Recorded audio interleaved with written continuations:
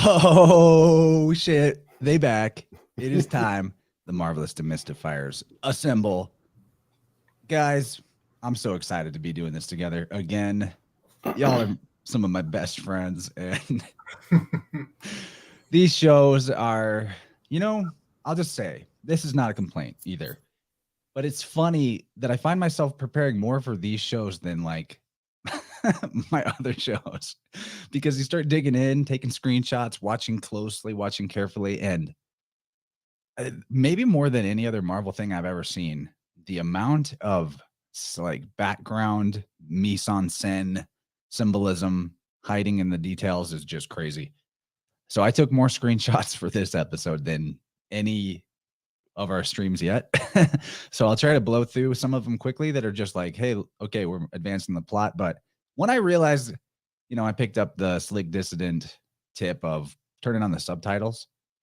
And that's going to make this a little cooler because we'll be able to see the words on screen matching the action. But I'm going to forego like sort of the recap of what came before. We'll just say that our hero/heroes, the hero twins, they have found themselves shot and waking up in a asylum.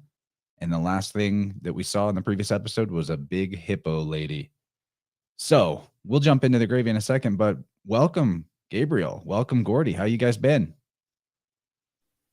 Howdy, gentlemen. Had a lot of fun last night on the Weaving Spiders. Oddly enough, I was there and you two weren't.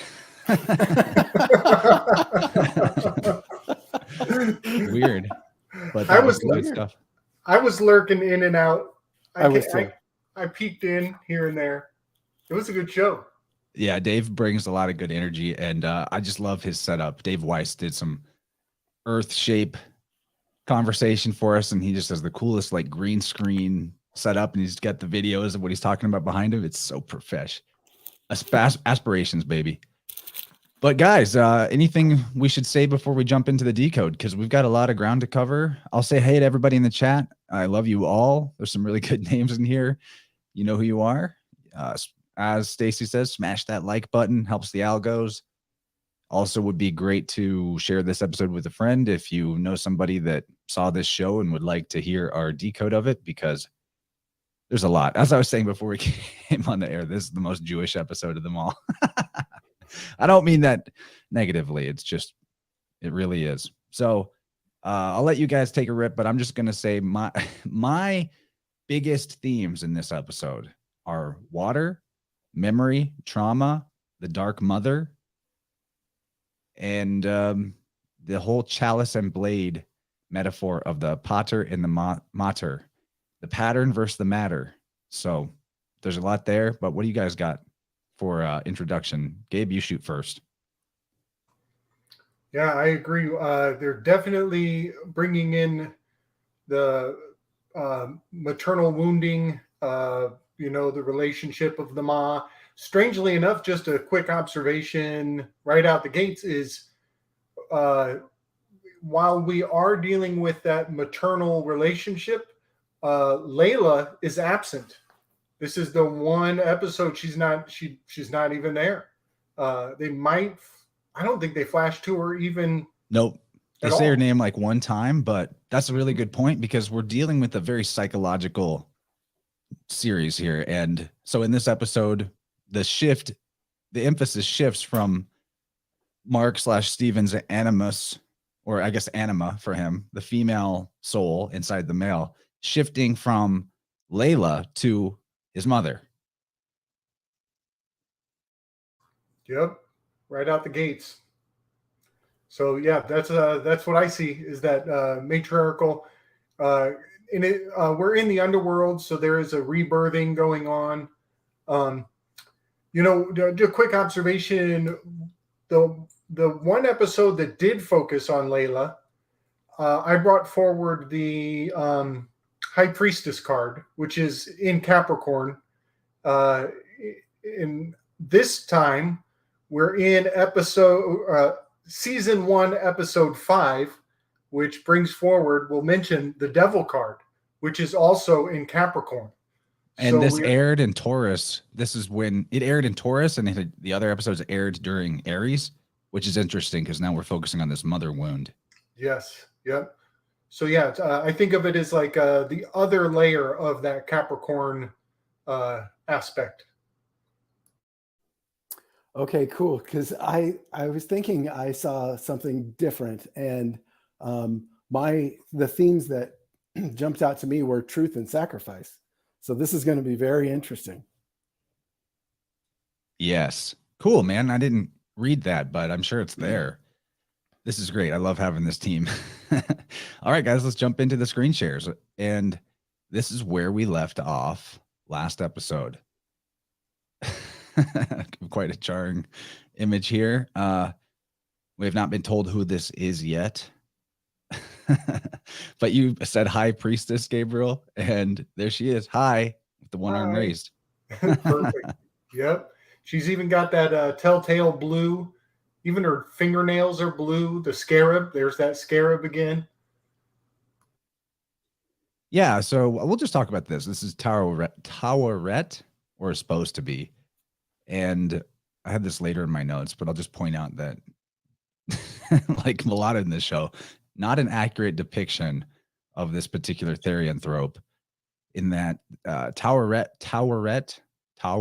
it's a hard word to say. She is typically depicted with, yes, a hippopotamus head, but like paws of a lion and the tail of a crocodile. So I found that interesting that they just go straight to the full hippopotamus lady. And I have a lot to say about that, but let's jump in. This was technically like the previously on Moon Knight.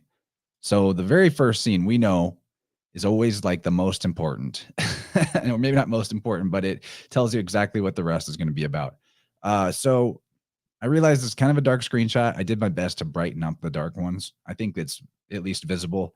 So what we have here, the very first shot, is the dark cave.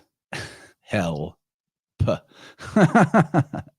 So to me, all right, because we're dealing with all this dark mother symbolism, dark goddess, it's the main theme of this show, the Eve L mother. To me, this is exactly a yoni. This is the female mystery, the cave. And it's watery. It's this opening that's got that shape. I think it's very sort of, I wouldn't say sexualized, but it is obviously a metaphor for the female reproductive organ. And as we go forward, the theme that I also see going on, of course, because I see astrotheology and everything, that the female symbolism of this cave is also symbolic of the cave of Brahm, the tomb that the sun god goes into when he dies to resurrect. So there's a big theme here of the dying and resurrecting of the solar hero. You guys have any shots at this? You guys, okay, so I'm going to kind of just like talk a lot and blow through screenshots because we have so many. Please just jump in. I'll try to call on you guys sometimes, but don't be afraid to interrupt. If you want to say something about this, go for it. Well, one quick observation is in our last episode breakdown, you mentioned that when Stephen fell into the excavation site, that you were pretty sure you heard him cry out, "Mommy," when he fell. He did, yeah. Yes, and so there is a kind of a hailing back right here, because we're definitely dealing with that yoni mother thing. So definitely a good solid stitch right there. The first thing that now when you bring that up, a lot of this, the whole series pretty much is it's very dark. So there's a lot of running through tunnels and caves and hidden passages and stuff like this throughout the whole thing, and which to me symbolizes the going within. Like it's always the like we were talking about in previous ones about the inner and the outer, or the public and the private, and this is the self-reflection, the Jungian cave, like Star Wars kind of thing, but the whole episode is the Jungian cave. the Yoni and Gin. Yeah. Yeah. That's a good observation. Nice. And so let's go forward to this next shot just to establish all this water coming out of the cave. Now, if you remember way back in episode 1 when I had a lot to say about the god Shu, right? Well, Shu had a twin sister consort. Now, there are a lot of fertility gods and goddesses in Egypt, and I think you can associate them with each other. But what's interesting is Shu's consort, Tefnut, was said to cause the inundation annually of Egypt, the desert, by releasing water from her yoni. So to me, we've seen how Shu also has a lot of symbolism pertaining to placenta and birth, and Khonshu, the god that possesses Mark/Stephen. The hieroglyph also transliterates to the king's placenta. So there's that. So Tefnut, the goddess of moisture and fertility, and she was also regarded as a lunar warrior goddess. So I feel like since we're talking Moon Knight, talking Tefnut is probably pretty relevant. And Atum Ra created Tefnut and Shu either with a sneeze or with his spit or with his own self-harvested sexual fluids. But I wanted to bring that up because this is a fertility goddess, and we just saw over here, this is a fertility goddess. So there's a lot of fertility gods and goddesses, and there even will be more throughout this decode. But the very next thing we see after this flooding cave is this shot. This is all your fault. Okay? So I want to zero in on that word fault. This is a fault. This is a fault. A fault is a crack. A fault is symbolic, also, in my opinion, of the opening of a mouth. The fault is also symbolic of the yoni, because the Eve El female, the cause of the fall of man who bit the apple. I've said in other places that in I'm blanking on the other language. I think it's Welsh, that affle, A-F-A-L, like a fall, is the word for apple. So I'm not saying that the female is at fault for not having a phallus, but when you look at what the female has instead of a phallus, it's symbolically a fault. It's a crack. It's an opening. You know what I'm saying? So here's an open mouth with this dark ma. And then the very next shot, open mouth, a fault, and open mouth. So we're talking definitely about some opening of the mouth ritual. And I thought I'd share, because we're talking about the opening of the mouth, in this ritual, it comes from the Egyptian Book of the Dead. And there were many spells in the Book of the Dead, one in particular for the opening of the mouth, which is something they would do. They would open the mouth of the mummy. This spell was written on the coffin sometimes, or kept nearby for the dead to use on themselves. And I find it a very interesting couple of lines here. The spell goes, "My mouth is opened by Ptah, Ptah the potter, the father, the pattern. My mouth's bonds are loosed by my city god. Thoth has come fully equipped with spells. He looses the bonds of Seth from my mouth. Atum has given me my hands. They are placed as guardians.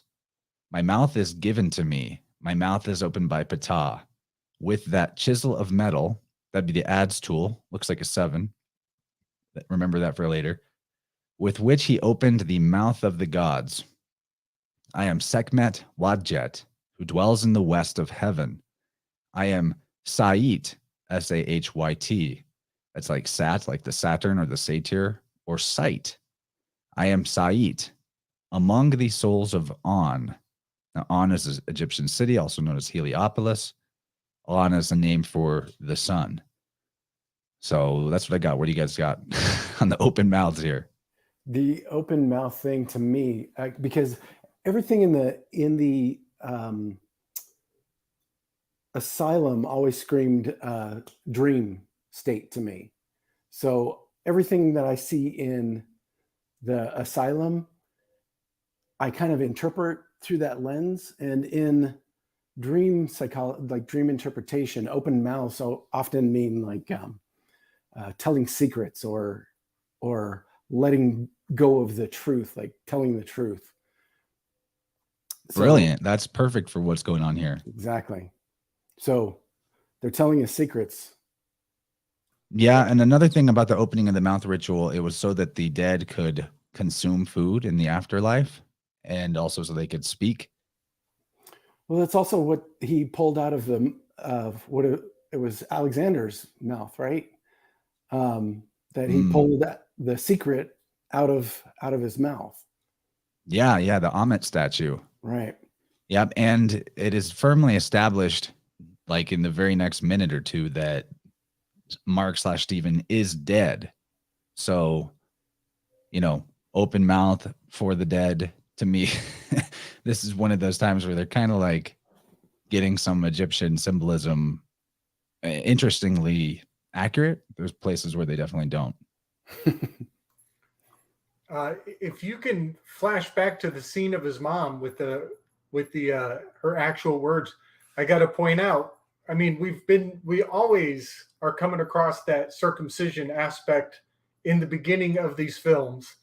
And I just got to point out, we got an ISIS, ISIS, and then we have AU in the word fault.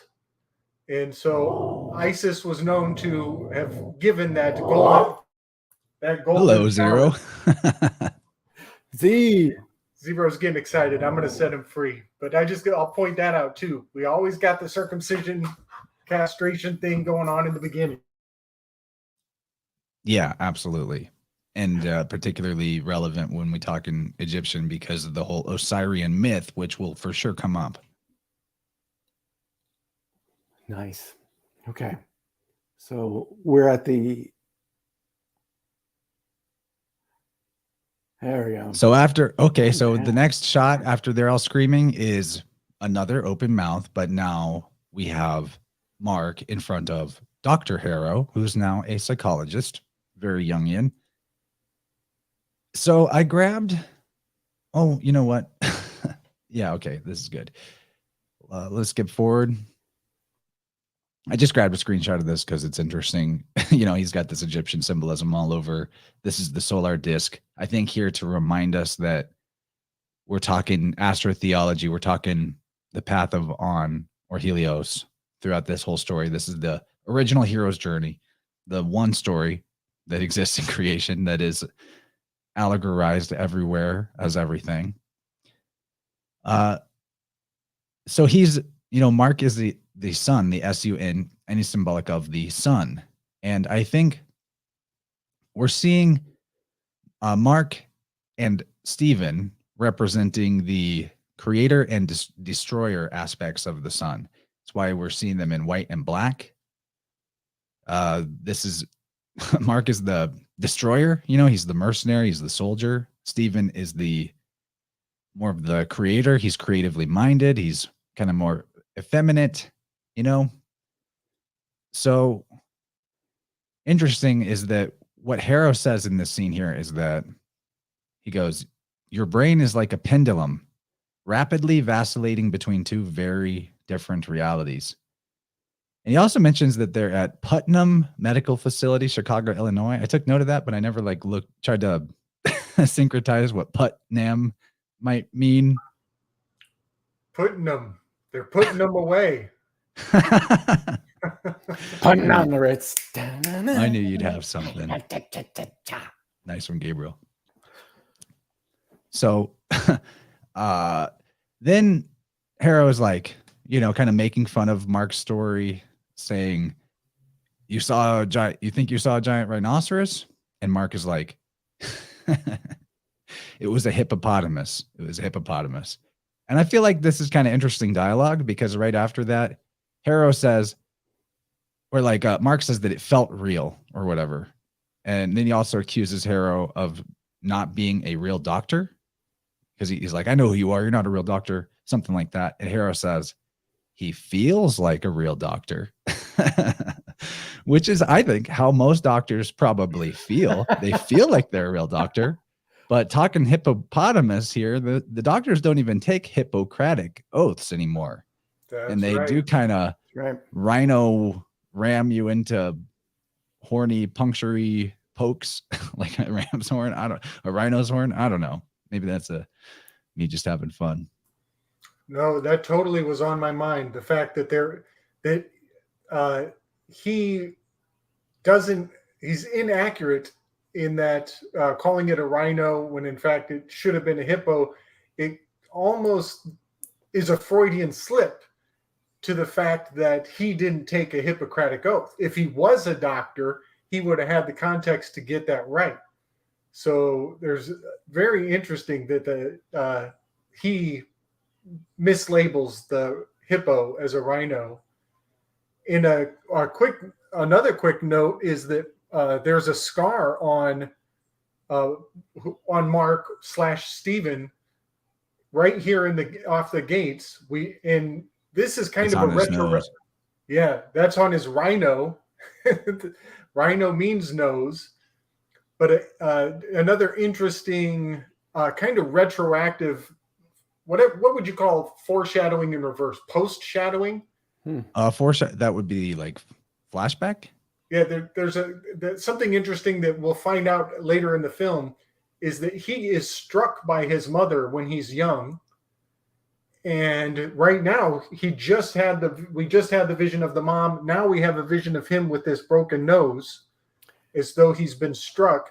And I'm pretty sure, I'm kind of jumping ahead, but I think this is Jake. I think Jake takes the hits. I think Jake is the one who actually gets struck by mom. Later on, we'll see in that scene that Mark and Stephen leave the room, and the child is being struck by mother. And I think that Jake is the one who takes the hits. So here in a second, he's going to have a kind of a Jake personality flash forward. Yeah, that's true. And also kind of interesting if he's like dead now, that the damaged nose, the Egyptian burial procedure would be to remove organs through the nose, which would probably do some damage to your schnoz. Good call. Yeah, yeah. Gabe, I think that's called a MacGuffin, what they call it in movies. I thought a MacGuffin was an object I could be wrong. I thought the MacGuffin was an object that like advances the plot, but no one really knows what it is or what it means or what it does. It's like the thing that everyone's fighting over or trying to get. Oh, right. Okay. Yeah. Nope, you're right. Film school. I learned that. Film school. Hey, man, it paid off right there. Yeah, see, I remember. See, you knew it. I remember my vocab. Of course you would. So I have a few shots here that will go in a row because I just wanted to capture all of this dialogue from Harrow. He says, the struggling mind will often build places to seek shelter for different aspects of the self. And there you see that busted nose and that face he's making. That could be a Jake Lockley face, third personality face, because, you know, you don't really see Mark or Steven making that expression very often in the show or at all. You know, that's like a real wild-eyed, crazy face. Yeah. In a moment, doesn't he picks up that pyramid, that orgone pyramid right there. Yes. And starts making a move with it. And I'm pretty sure this is a flash to Jake. Like his voice changes. He's actually able to like penetrate the reality of the situation very insightfully. I think we're seeing Jake here because he says you're not really a doctor. When they zoom in, you can zoom in on the diploma on the wall, and it doesn't actually have a university. It's probably a fake diploma, and Jake is telling him you're not a real doctor. He's calling out the truth. He's very penetrating with his insight. But I didn't look that close at the diploma. That's a good call. Yes. When he picks up this pyramid and he gets kind of a violent surge, I just want to point out that's kind of Jake's MO. He's all about the dirty work. He's like capable of going there quickly. But he triggers him. He's triggered. So you can see, so this is the MK of it all. You can see when the thing he asks him that sets him off, he goes, is that sense or nonsense? So this right here is one of those separation mimetic devices that they use in mind control to like trigger somebody into like when they're focusing on one thing and they do. This is something he's already set up in Mark or Stephen or whoever, Mark, essentially. But that's the point where he sets him off. Is it sense or nonsense? And he makes him break it. He goes, nonsense? And then that's when he loses his shit.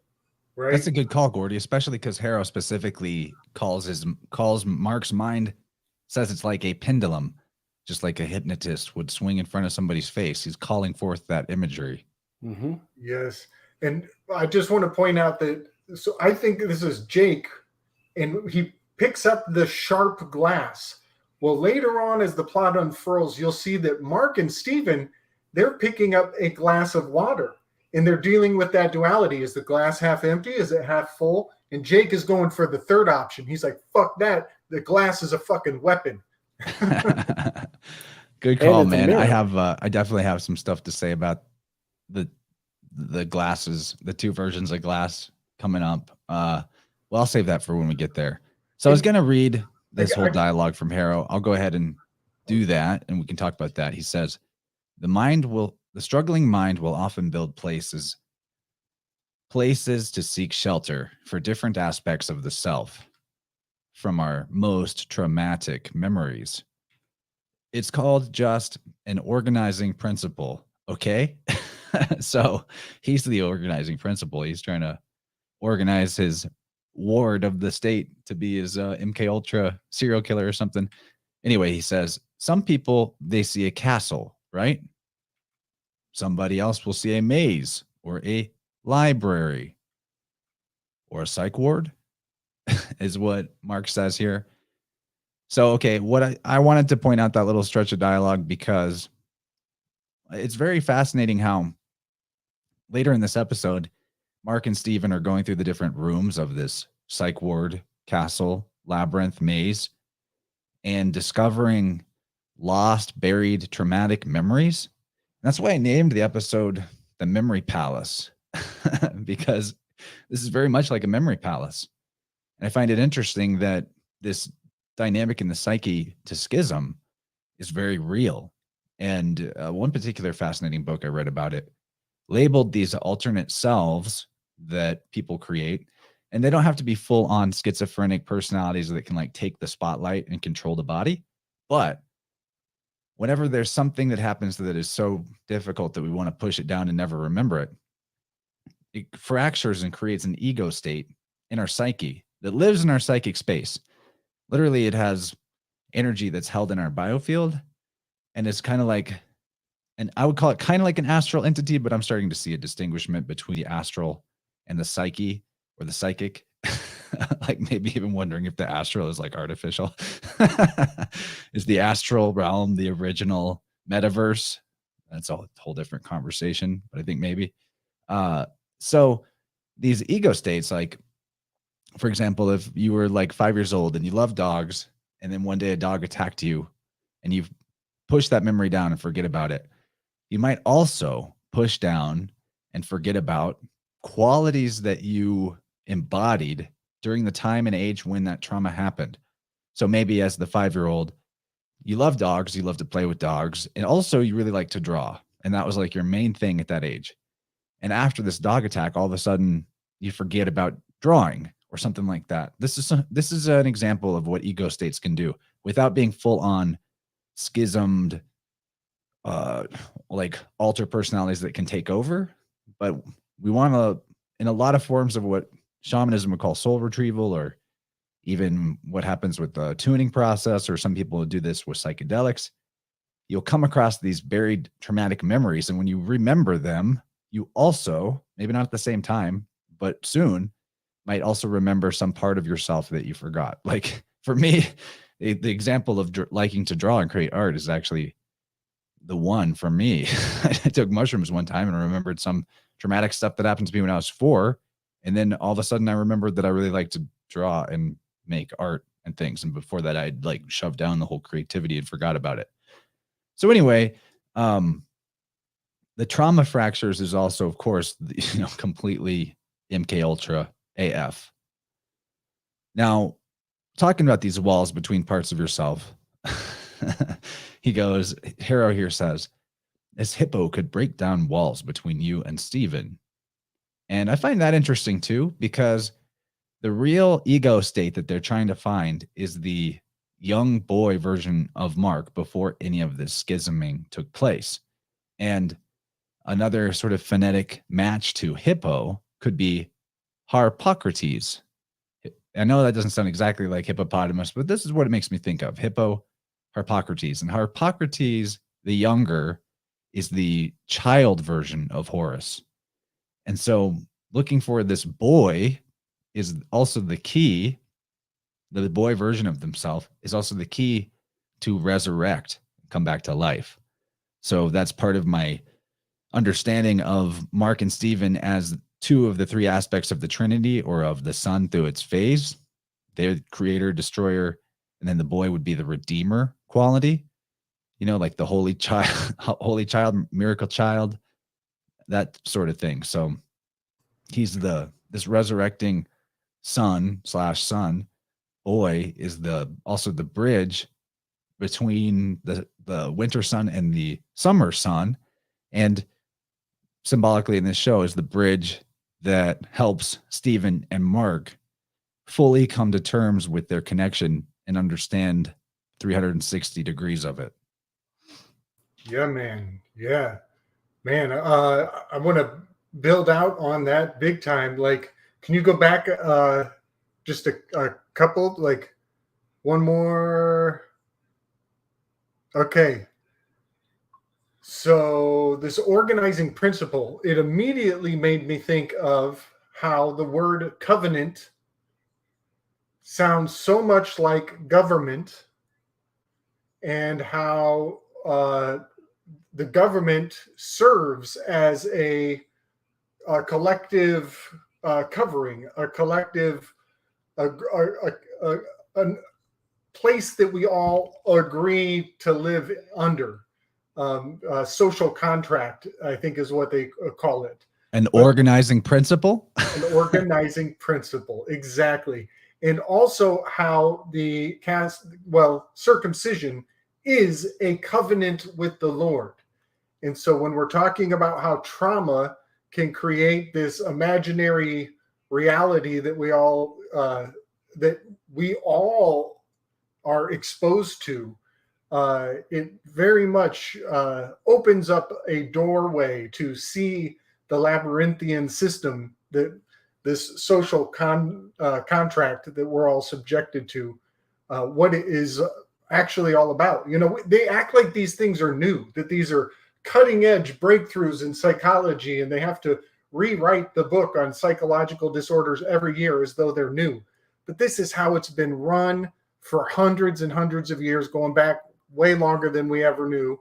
So I just wanted to point that out, that castration is a primordial scar. It is a covenant, and it is also, I believe, the foundation of the government that presumes to be the organizing principle. I just thought I would throw that on the table for sure. I got to throw out too, Carrie made an awesome comment here. Hypo the cis. This made me think of how there's actually a lot of what I would call, I used to call it like pop culture Gnosticism. Now I'll call it like pseudo-Gnosticism, dark controller, shithead Gnosticism. Anyway, we're talking about a hippo, so get the hip, and then there's a lot of artificial gnosis in this episode infused into it. And we have that pendulum symbolism. This is hypnosis.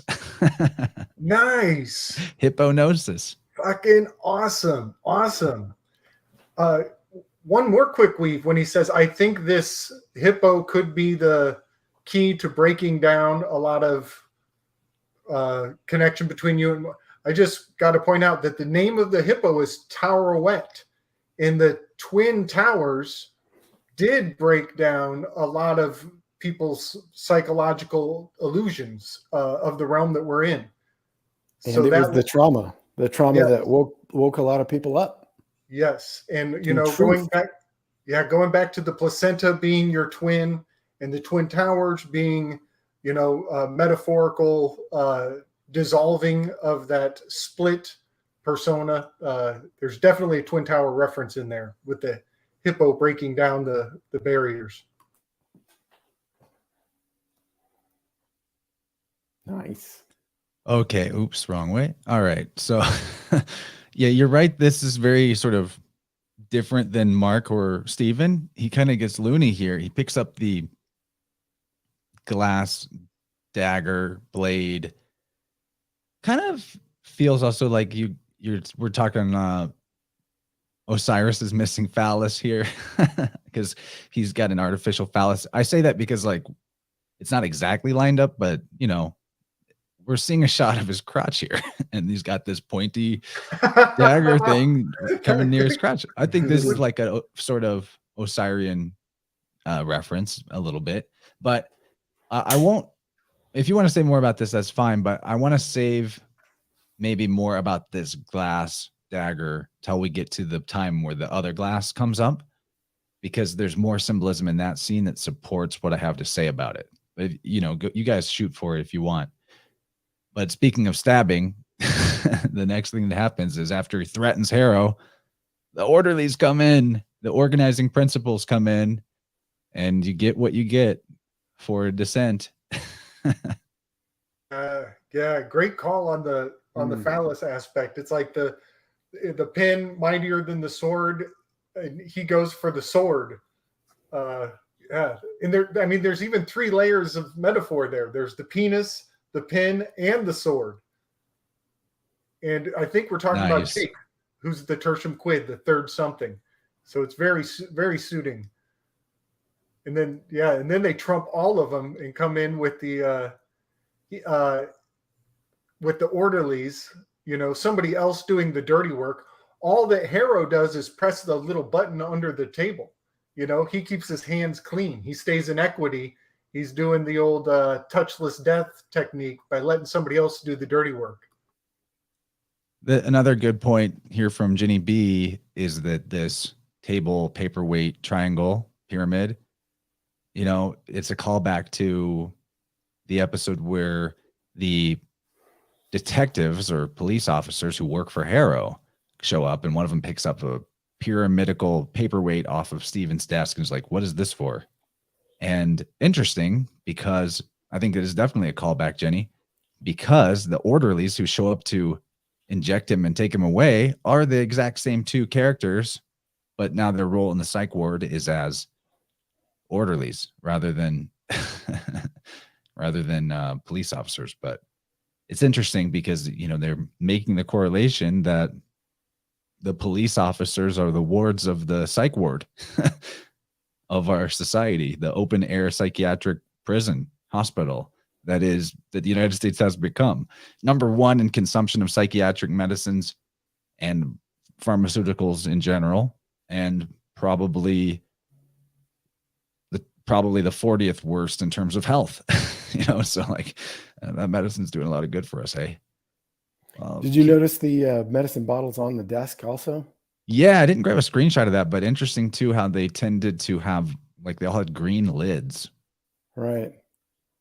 I don't know what that was about, but it was there for sure. As soon as he does this, though, like he acts like he's going after him. He's not. What he's going after is himself. He's actually he looks like he's trying to stab himself, kind of like in what we see later of his rebirth scene or whatever. But it looks like he's trying to get at himself.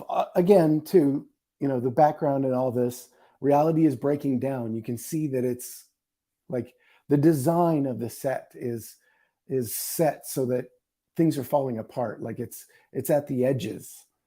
Like this is clearly not a real thing. This is the dream state. or at least it's in here somewhere. Yeah, I love that, man.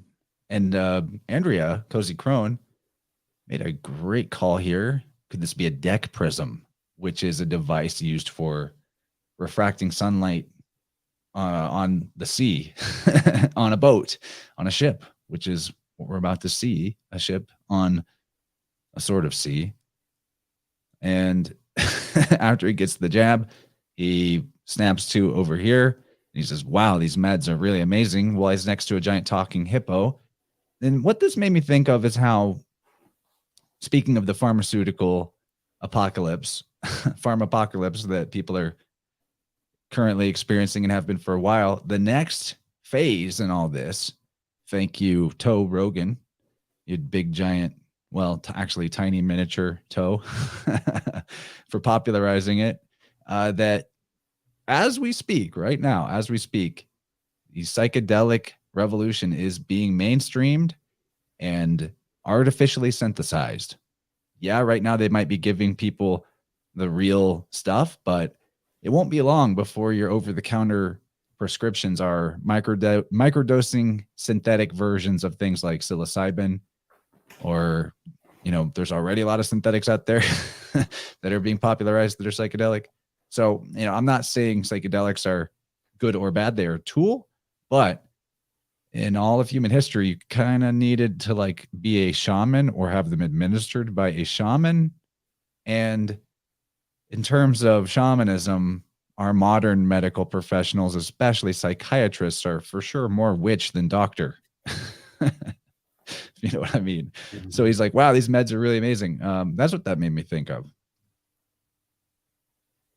Also in the mirror in this scene, you see they focus a lot on those corner mirrors. Yeah. And those corner mirrors are there. They're a safety thing so that you can see down both hallways. They do that in hospitals and warehouses, so you can see down other ways. So you can see essentially 180 degrees at one time. But you can't see, you see them in it, but you don't see the hippo. Yeah. Interesting. And they use it later on to do that little flip thing where they focus in and it's backwards. Again, you know, kind of doing that flipping like the first episode again. Flipping the camera from upside down and stuff. Yeah. Right. I didn't grab a screenshot of that, but I did notice that. I was so deep into screenshots already. Yeah. It's a good call. I mean, because obviously the mirrors are the probably primary recurring theme of the entire show is the mirror. Could have called it Mirror Night. Totally.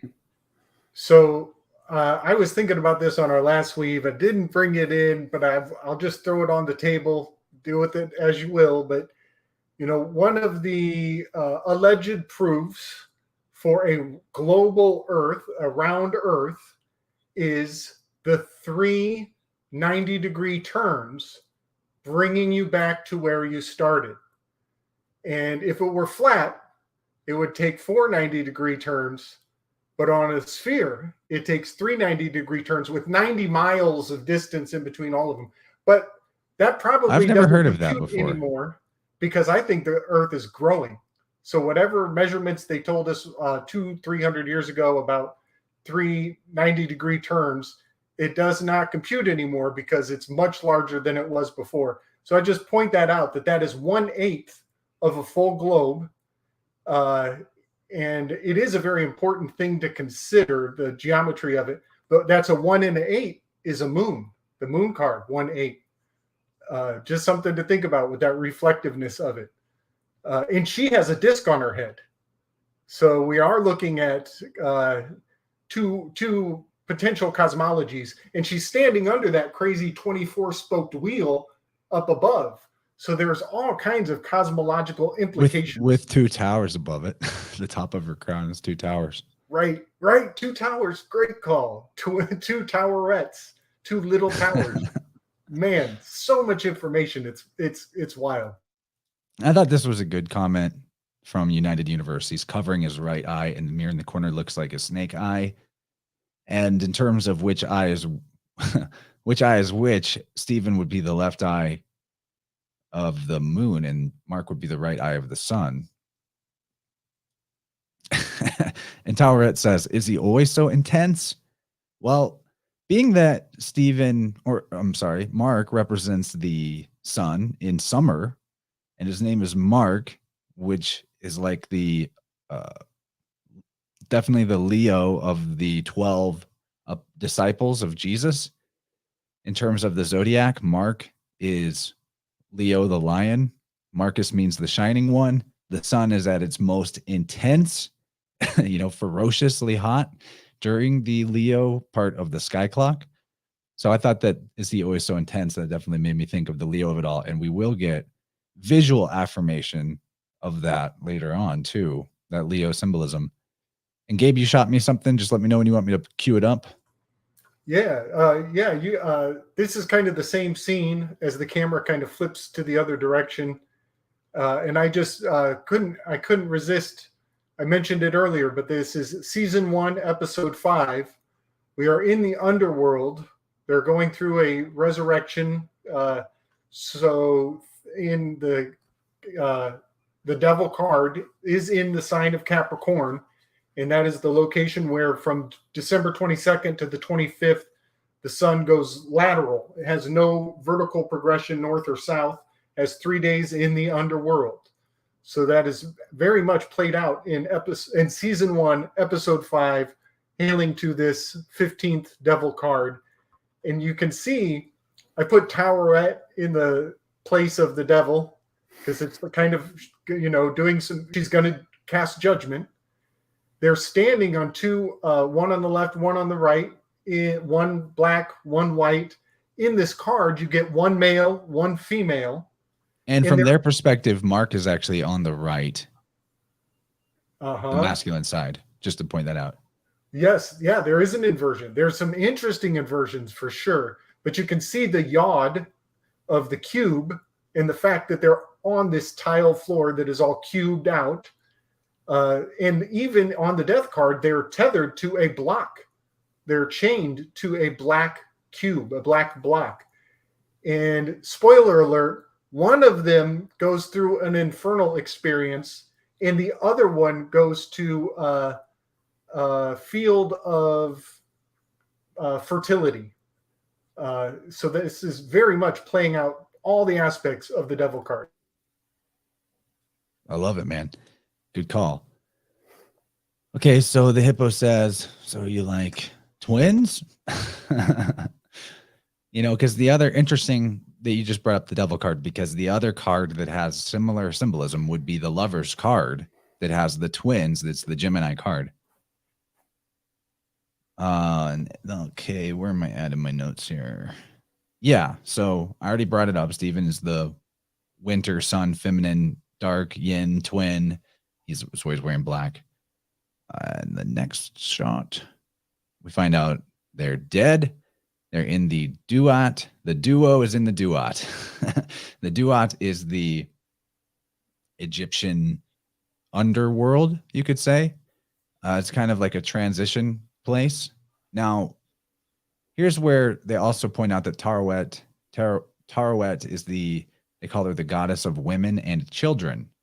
But that's not entirely accurate to the full explanation and the symbolism of Towerette. We'll get to that. There's probably a lot we could say about the duat, but I didn't really go there. So if I was to say the way it's depicted in this show is pretty far from the actual Egyptian mythology. Oh, Oops. on the Tree of Life, Da'ath is it's a throat. It's one of the Sephiroth, and it's hidden. It's not present on all of them, but it's in the throat location.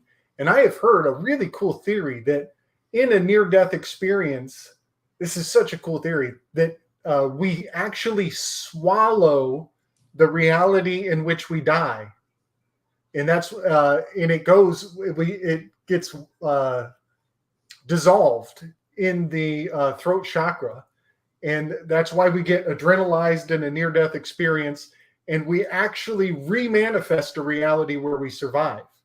So I just thought that's something to think about with the duat in that hidden sphere on the tree of life, having to do with that generating a parallel reality to continue living. That is great, man. And so to talk more about the throat, you know, in the opening of the mouth, in terms of the chakra system and the notes that associate the musical notes of the scale, the throat is G. G, the generative principle, the letter in the middle of the Masonic compass. And that makes perfect sense because logos with a G right in the middle is what creates the manifest world. You know, we speak our reality into creation. But then the adds tool, which is the iron tool that is used to open the mouth for the dead in Egyptian burial practices, is shaped like a 7, and G is the 7th letter. It is also the 7th and final note of the traditional 7 notes of the musical scale. Now here she is.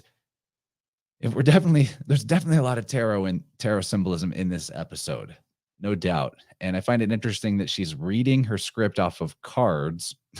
Awesome. Tarot cards. Oh, that's so awesome. I totally missed that. That is glorious.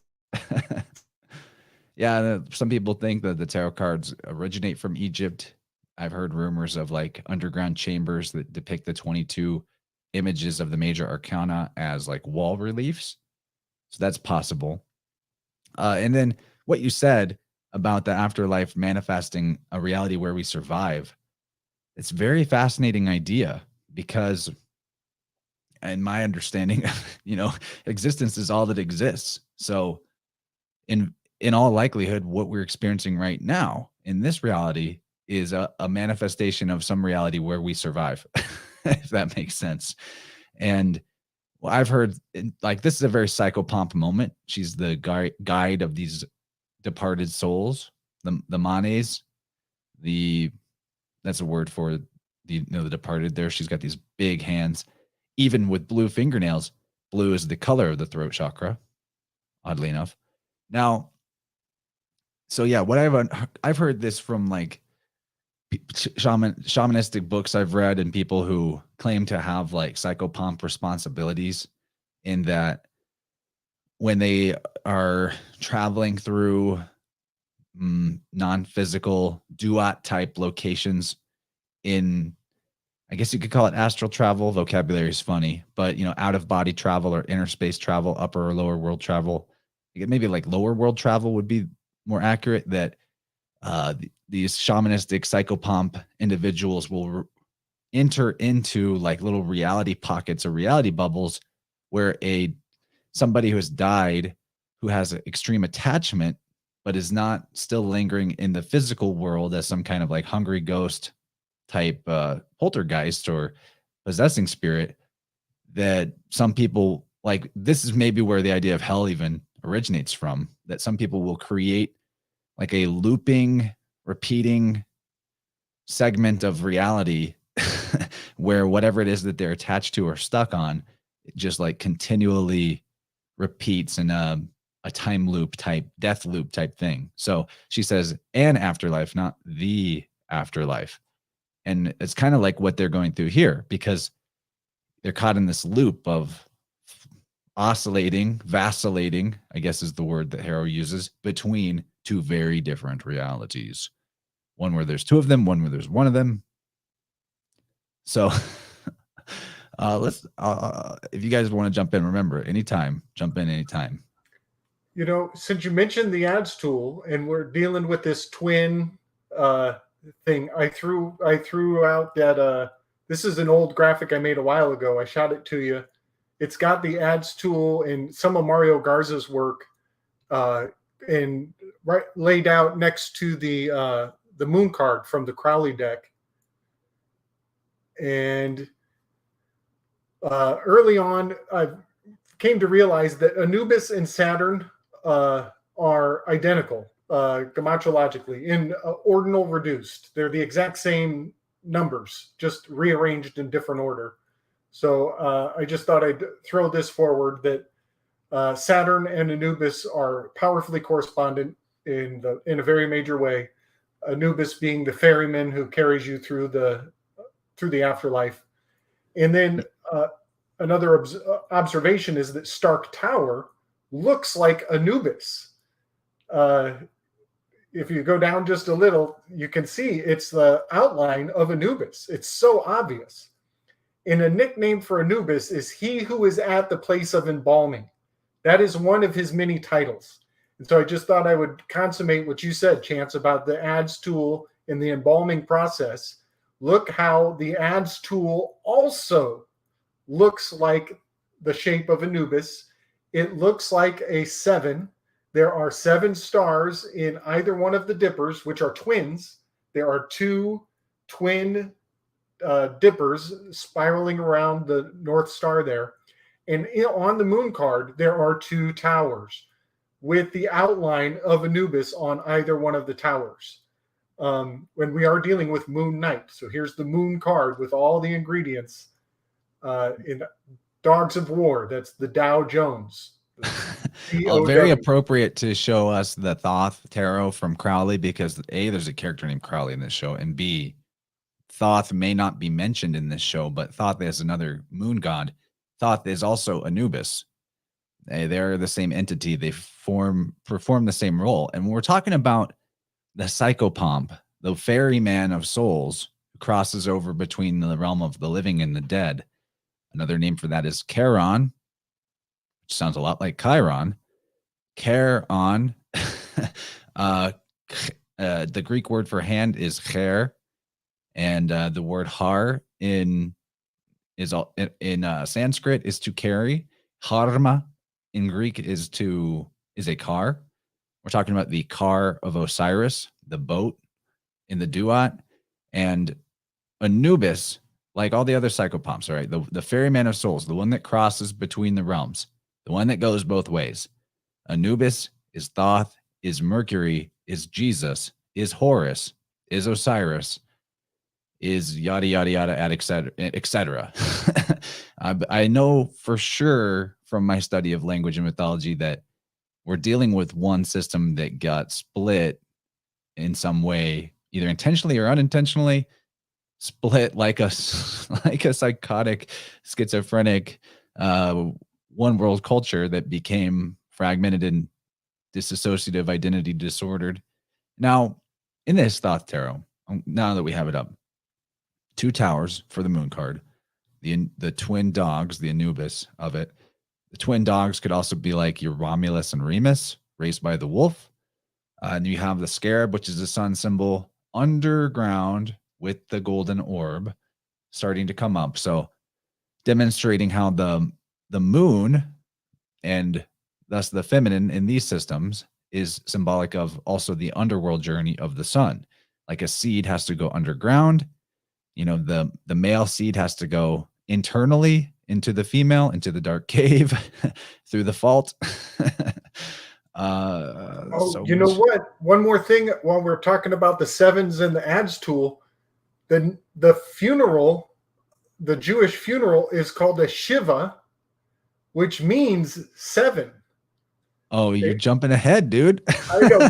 I just wanted, because because it is a funeral rite and it's called 7. That just hit me. Sorry. That just we'll return to that because there's more to say about that for sure. I'm not chastising. But the last thing I want to say, since we're looking at your great slide here, other than the fact that this image is funny because Mario and I, if Mario is still in the chat, we watched 2001: A Space Odyssey, where in the film they go to Jupiter, but in the book they go to Saturn. And there's a ton of imagery like this with these 2 orbs and an eclipsed 3rd orb.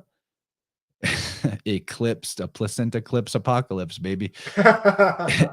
But the thing I want to say too is like this ferryman of souls, this Anubis Charon character, the car of it, the car of Osiris.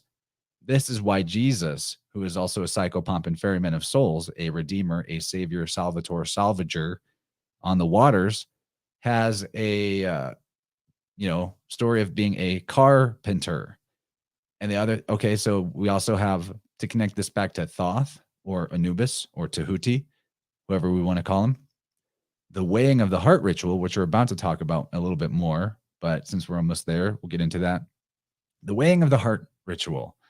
The heart is also the car of Osiris, the Christ, the Christos, the black sun, the hidden light, the hidden sun, the seed, whatever you want to call it, the divine spark is in the heart, the car Dio, the car of God, the carrier of the divine spark is the heart.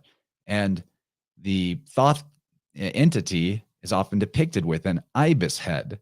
The word in Egyptian for the heart is ib, I-B. And Nice. so what do you do with your hands in terms of especially recording memory, bridging between worlds, the past and the future, writing? You call it scribing, scribe. Right in the middle of scribe, you have ib, the heart, the word for heart. Right in the middle of Bible, Jesus's book, you've got the ib, the heart. This is good. I'm kind of going on and on here, but like just trying to paint the picture that this ferryman, this Charon, this car of Osiris, this is symbolic of all the different psychopomp characters, from Hermes to Mercury to Jesus to Thoth to you name them. Buddha Man, even.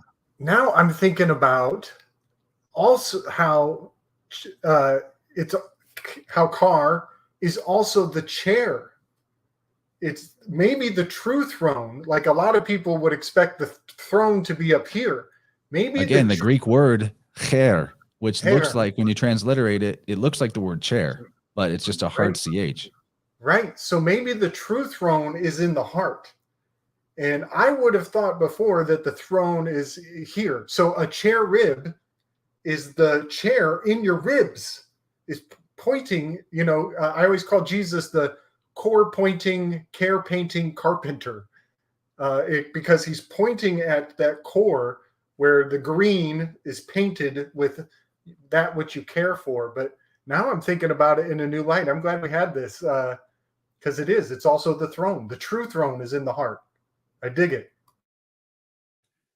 Oh, that was a really good thread we just pulled on. Not in my notes at all. But yeah, people are already pointing out cardiovascular, car, and core. Core is similar, of course. Corazon. Yeah, core is also a word for heart. Earth is mostly green. It's an anagram for heart. Very good. Very good. Good stuff there. Yeah. Corazon. I dig it. Good one, Gordy. Man, priceless. Oh, I think it was Carrie that brought it up. If it wasn't for her, I wouldn't have seen it. But this is what's cool about doing this live with people, with other people. This crowdsourcing is fucking awesome. I love this shit. Oh yeah, it's so good. And it's also happening on the Rockfin side. People are making great comments there too. So let's talk a little bit more about Towerette. There are many other names associated with this goddess. Here's a We Keep idea screenshot. Maybe a little hard to read. I don't know if I can zoom in. Oh yeah, I can. So depicted like this. Pretty creepy. Got like almost a wing type thing going on. Lion paws, pendulous, back to that pendulum word, breasts, crocodile tail is what it's supposed to be typically. So she is associated with atriopacic magic, which is like protection magic. Here's some interesting thing though. Her name, it goes from T to T, Towerette or Tart, Tuat, Tuart, Ta, Weret, Twirt. And then from the Greek versions, you get Taurus, sounds a lot like Taurus, Taurus. And the theta is often pronounced a little different than we would pronounce a TH. So it would sound kind of like Shuerus or Shuerus. Hard to pronounce, but so it's connecting us to Shu a little bit. The T to the T is Tot, is Thoth, is Tahuti. This is like very possibly a sort of feminine polarity or a feminine savior motif, because she is the mistress of pure water, and all these sun gods who are part of this trinity of God, goddess, sun Trimurti Trinity thing, they also are related to words having to do with water and flow, like constantly, always. I find it interesting that she who removes water because, when the birth happens, the water breaks and the flooding goes on. So we won't maybe linger too much on this other than childbirth and fertility. She's a goddess of childbirth and fertility. And what they're doing with her here in this show, bring this back, is they go first, let's say they go out the door and mention the Crowley character, probably about to yell bingo. We already talked about bingo last time. Here's the boat that this vessel, the car, if you will. The boat is a yoni symbol traditionally. The ship is the yoni, the hull is the yoni, and the mast is the phallus. And here she is. She pulls out the hearts of the two characters of the twins and puts them on the scale. That is not her traditional role. So why is she the one doing it? Is this just like a bastardization? Why would they choose her at all? Did they just want to have a hippo character? Or is everything in these shows chosen specifically? And they're telling us that the mother is the father, like the hermaphroditic Hermes or the hermaphroditic Aphrodite, and that she, with her T to the T, the Tav to the Tav in her name, is also sort of like a female polarity of Thoth, who is Anubis, who would actually be the one performing this weighing of the hearts against the feather of Ma'at. Those are the questions I have about why they would use her like that. Yeah, well, a couple observations. She is rocking the scarab on her chest. And per Mario's work recently, he points out that the cancer was often in early days depicted as a scarab. That is correct. So, yep. So we're sitting at 180-degree opposition to the Capricorn sign. So it has propinquity. It has that 180 aspect to where we are in the underworld. She is above that with that sign of the scarab. And the scarab, which is also on the moon card. The moon rules Cancer. There you go. It's also that insect. Almost always there's a bug on the moon card of some sort, a crab, a lobster, some kind of crustacean. So she is kind of playing the role of the scribe, is in that she brings forward the feather. She places the feather on the scale. So there is some good call. Scribes write with a feather. Yeah. Yes. And so this also reminds me of the fact that Barack Obama is a Cancer, and Barack in reverse is Karab. And so there is wow. Yes, and he was the I thought you just meant Barack was a Cancer, like metaphorically, like he was a Cancer upon our world. Yeah, he was born in the sign of Cancer, and his persona, the persona that he wears, is named Barack. That's not his real name, and it's just too perfect. It's he's taking Barry Santoro. Yeah, Barry Santoro, exactly. So yeah, the persona that he depicts has that name that is perfect because you reverse it and you get Scarab. And he was the first Black president of the Harvard Law Review, which is very Scarab-esque. The writers of the stories that we are so many people are so obedient to. So there is all that. Oh, and that's a chariot card. And so she's also driving the ship. So yeah, I see her having a lot of Cancerian ingredients. Well, the disc on her head, the sun is technically at its highest apex or zenith, I guess, during Cancer. So there's that too. No, she doesn't have a tarot card for this. The scales won't balance because their hearts are too chaotic, I guess. It's just rapidly vacillating, that hypnotic pendulum thing. Just like you said. when Harrow said your mind is violently vacillating between whatever, two realities, sense and nonsense. Right. Sense and nonsense. That's what broke him. So she Breaking a tells lot of them that people. they need. Oh, go ahead, Gordy. No, we'll come back to that. It'll happen. She says that they need to go back into the hospital and figure out how to balance their scales. So they do. And, they go look through some windows in their memory palace, their memory castle, their memory psych ward. And so here's a little foreshadowing. We see what's interesting here is underneath this QR code that probably scans you to a Moon Knight comic online, this door is labeled bedroom, oddly enough. And that's also foreshadowing. But whenever Mark says, oh, it's just a street, how many streets have you been down in your life? It's nothing. That's kind of interesting because, well, streets pertain to flow. And that's too much of a tangent to get into, but I could if I wanted to. I'll just leave it there. Interesting that he says oi, though. Oi is IOOI 10. Now, to back up a little bit, they do say at one point, I found it interesting. They say the hospital is the imagination.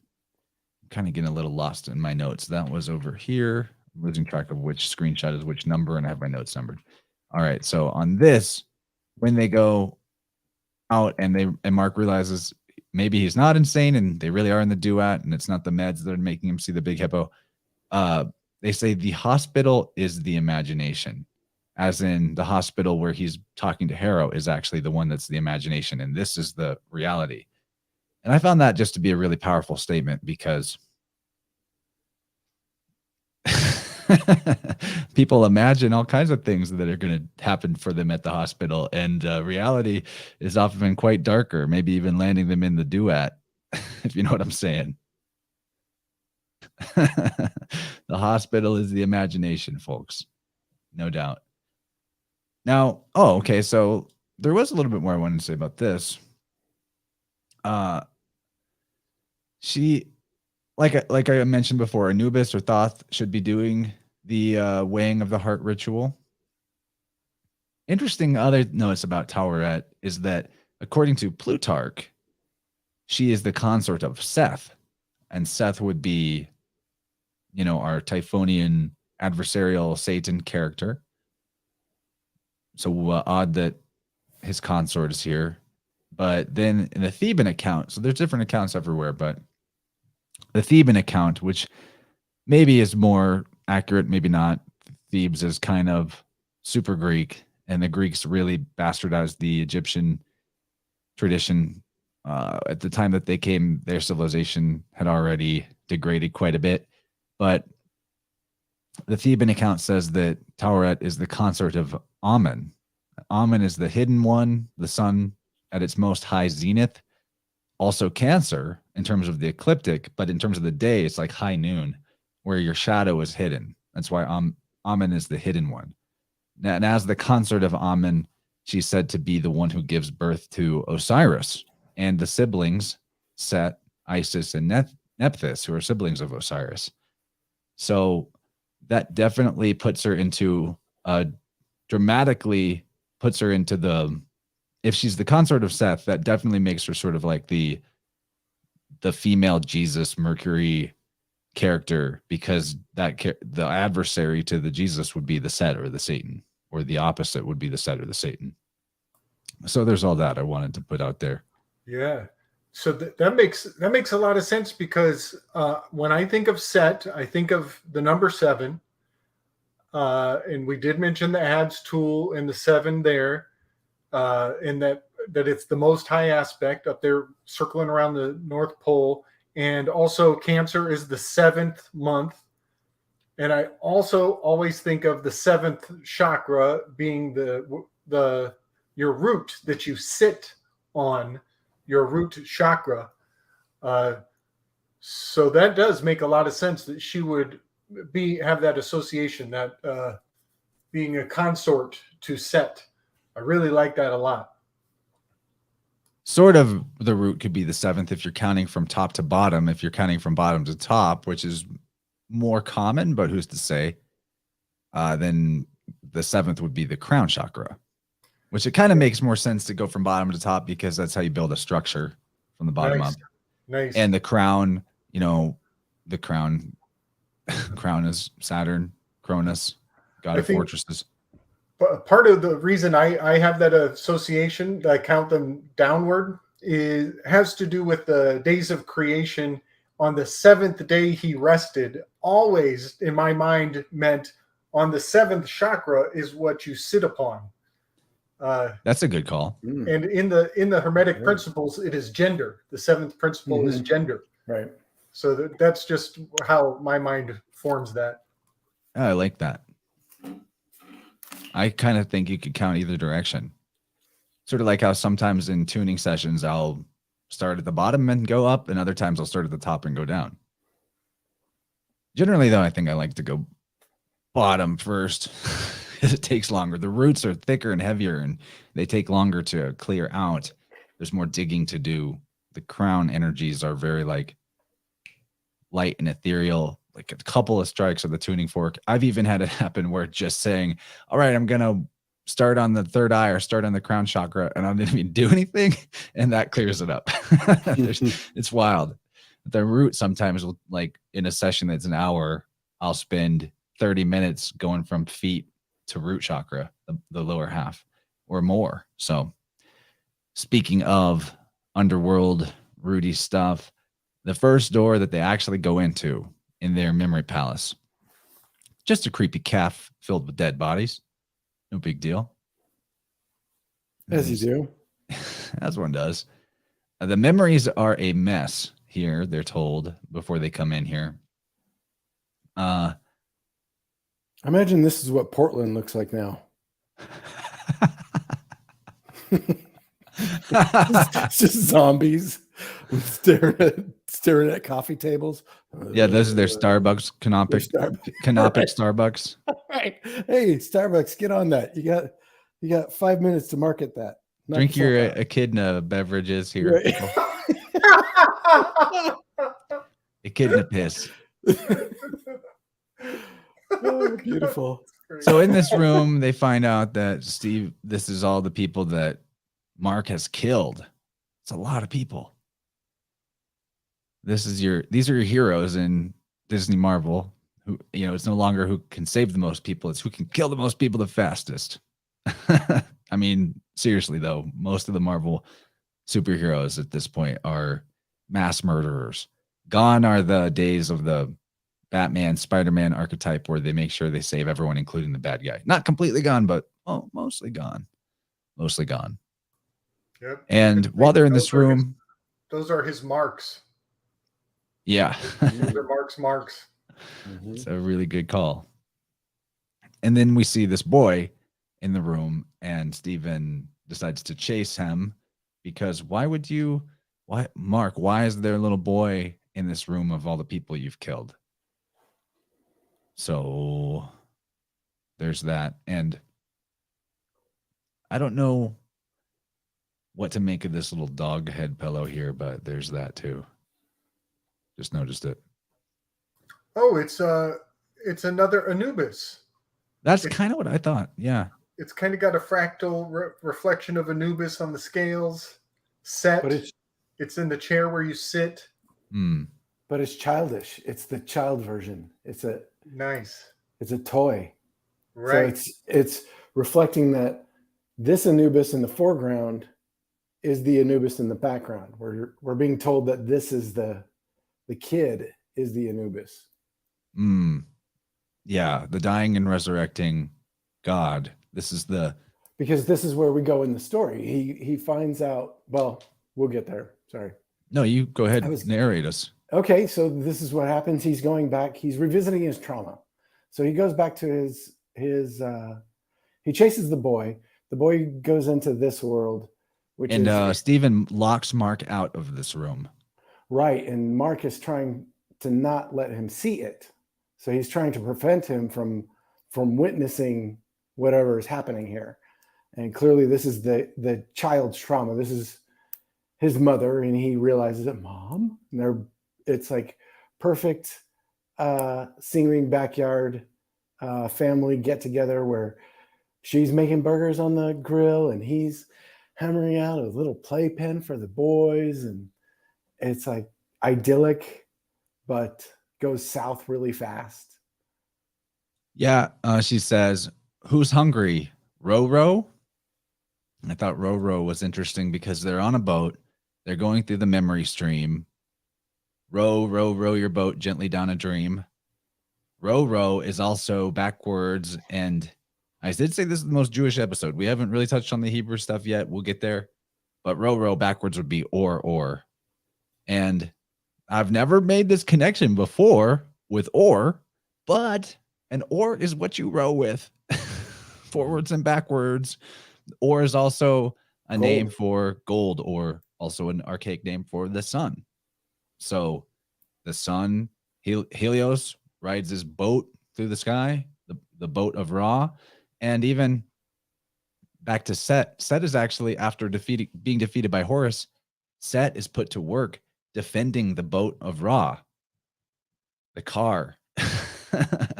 So that's symbolic of Set representing the lower mind.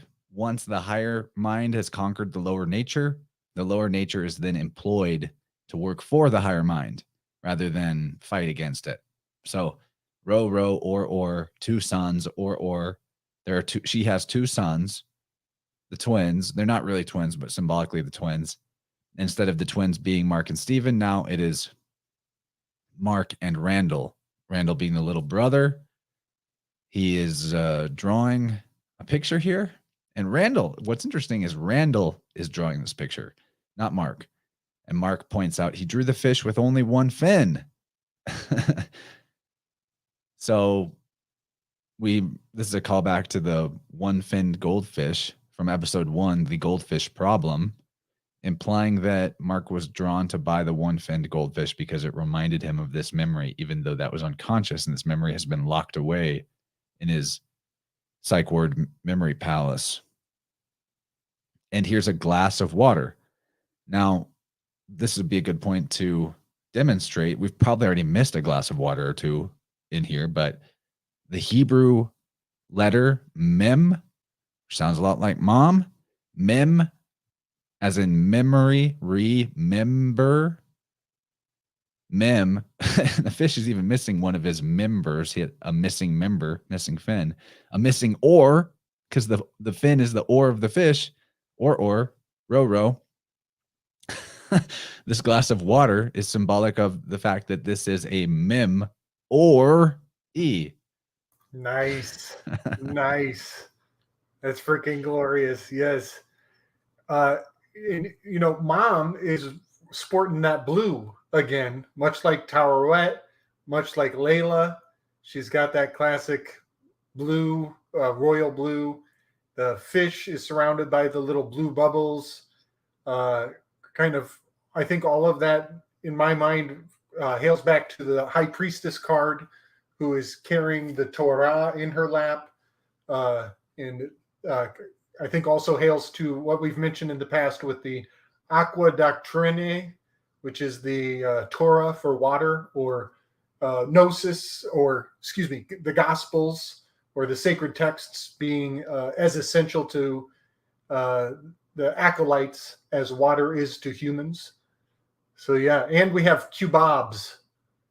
She's feeding him kebabs. And corn. And corn. Corn is the corn myth. Right. Corn is the original myth. Corn means seed in Hebrew, Krn. It's also where we derive the word Cronus, crown, cornu, all of that stuff. And the corn, or the seed, goes underground into the underworld, into the dark cave, into the yoni, where it is dead or in stasis just like this memory is frozen in stasis until the right conditions come for it to resurrect.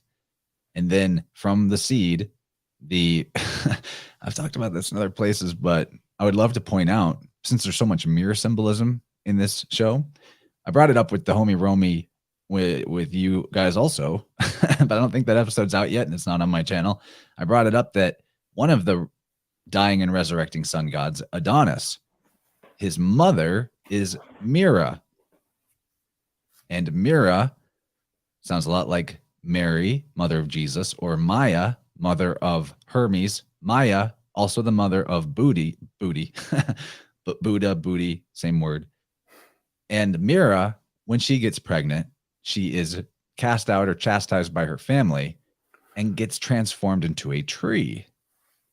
And from her, as a tree, she gives birth to Adonis. Adonis is then whisked away to the underworld by psychopomp Aphrodite, in this case, Aphrodite, who is often depicted with a beard, swinging both ways. There's a lot of talk lately, too, and I haven't found the thread yet that is conclusive evidence, but there's a lot of talk that Venus and Mercury, as names for the luminaries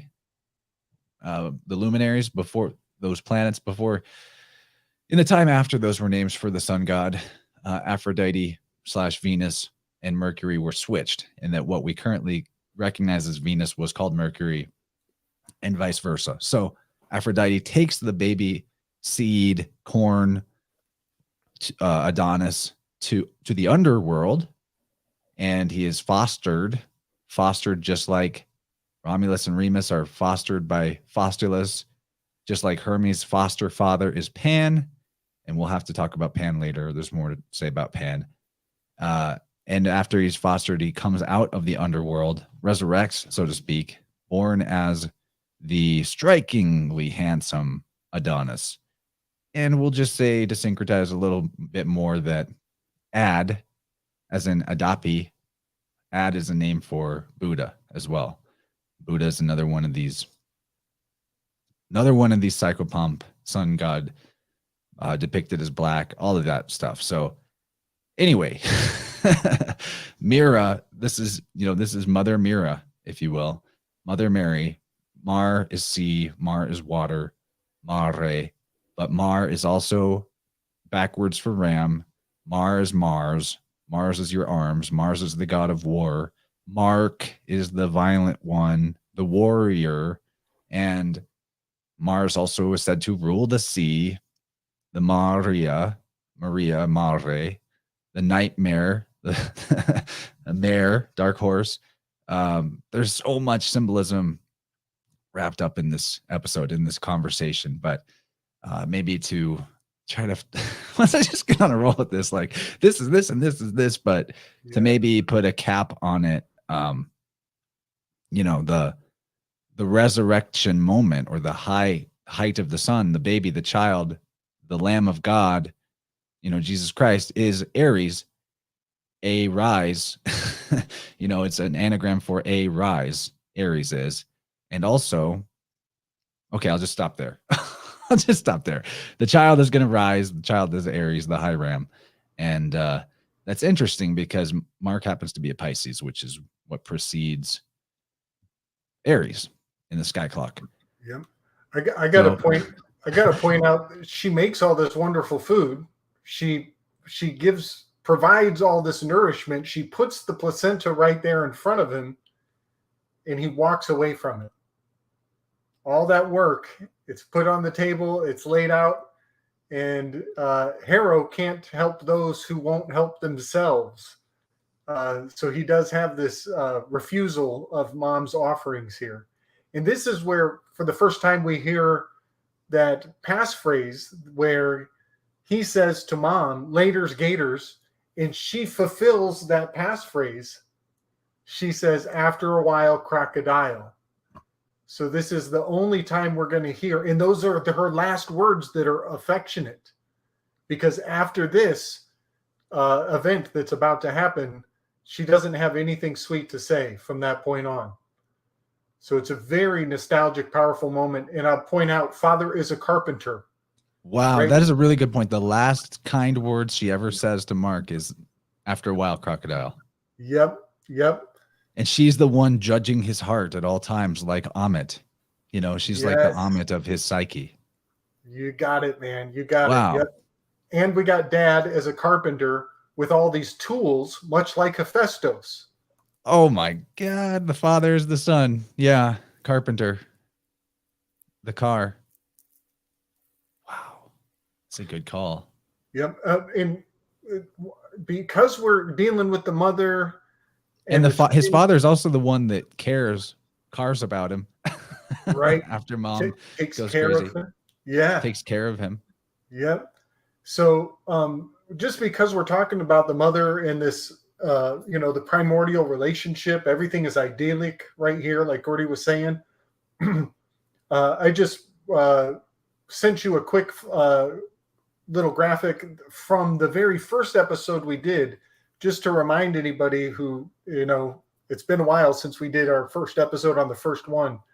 But, Later's Gators, After a While, Crocodile is also a hailing back to the very opening scene of the whole entire series when we were birthed into this endeavor, where Harrow is putting the broken glass, the broken vessel, the broken shells of the Sephiroth, putting them in his gaiters or his Crocs, whichever you want to call these.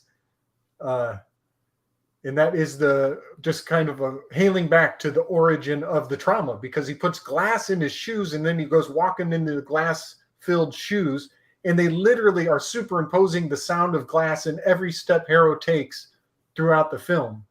And I just put in this biblical passage where it states that every place in which the sole of your foot treads shall be yours.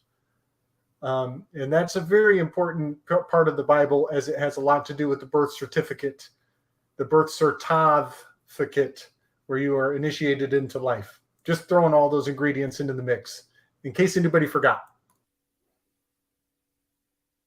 Very good. Very good callback, especially because of how important glass really is in all this. And Andrea pointed out Mark is wearing green and yellow. That is heart and solar plexus. That is chest. That is core, the core of your body. Interesting too. Green, the lungs are associated with Gemini.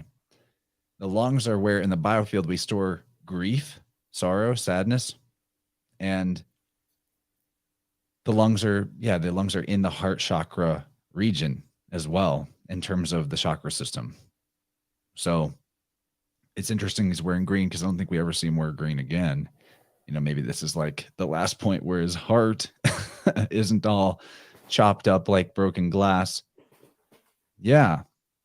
Yeah, this is some thick gravy. You unindoctrinated. Yeah. I warned you guys, the gravy was like severe tonight.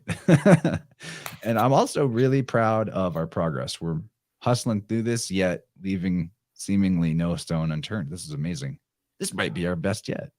Who sets up a backboard like that? Who's dunking on that? Just the kids, the boys? Nobody's preparing a kid like that. Come on, Dad, you're a carpenter. Do your job. Sorry. Keep going. Sorry is a board game, dude. Let's go. Okay, so the kids decide they don't want dinner. They want to go to the cave. The Luke Skywalker going to Dagobah cave, facing the dark side. And interesting, on the walk there, Steven's following them, and he sees the dead bird skeleton. There's your Kansu. And I see Dinky Meat Feet there, your dog, Gordy. Hello, dog. I don't think I had any notes about. Oh. It grates me every single time I see that stupid crow head skull thing. I still have not got my hands around why they changed the head. Like I kind of get, like in the comic in Lumiere, like he sets it kind of, it's the first time you see Kansu as the skull-headed god. And in previous Moon Knights in the comic, you never see Khonshu himself.